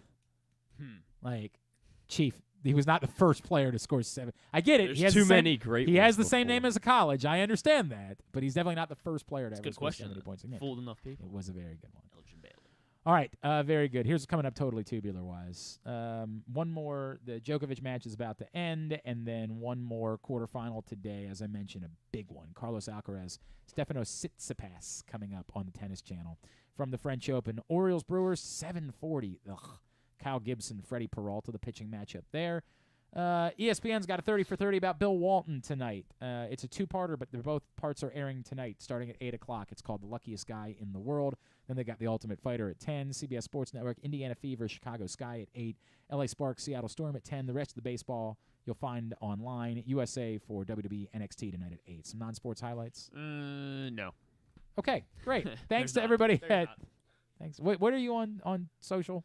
At Carson Ware. At Carson Ware. There's Thank a you. documentary about the Champions League on Paramount Plus. Sure. Yes, that's something worth mentioning. Sure. called Absolutely. European Nights. Destination European Nights. Thanks today to Ralph Friedgen. Thanks also to Drew Forrester, who made a cameo appearance. Thanks to Ryan McKenna. And thanks to Chuck Pagano. We'll get all of that up in the greatest hits section of the Oh, my God. It's so good. tab at glennclarkradio.com.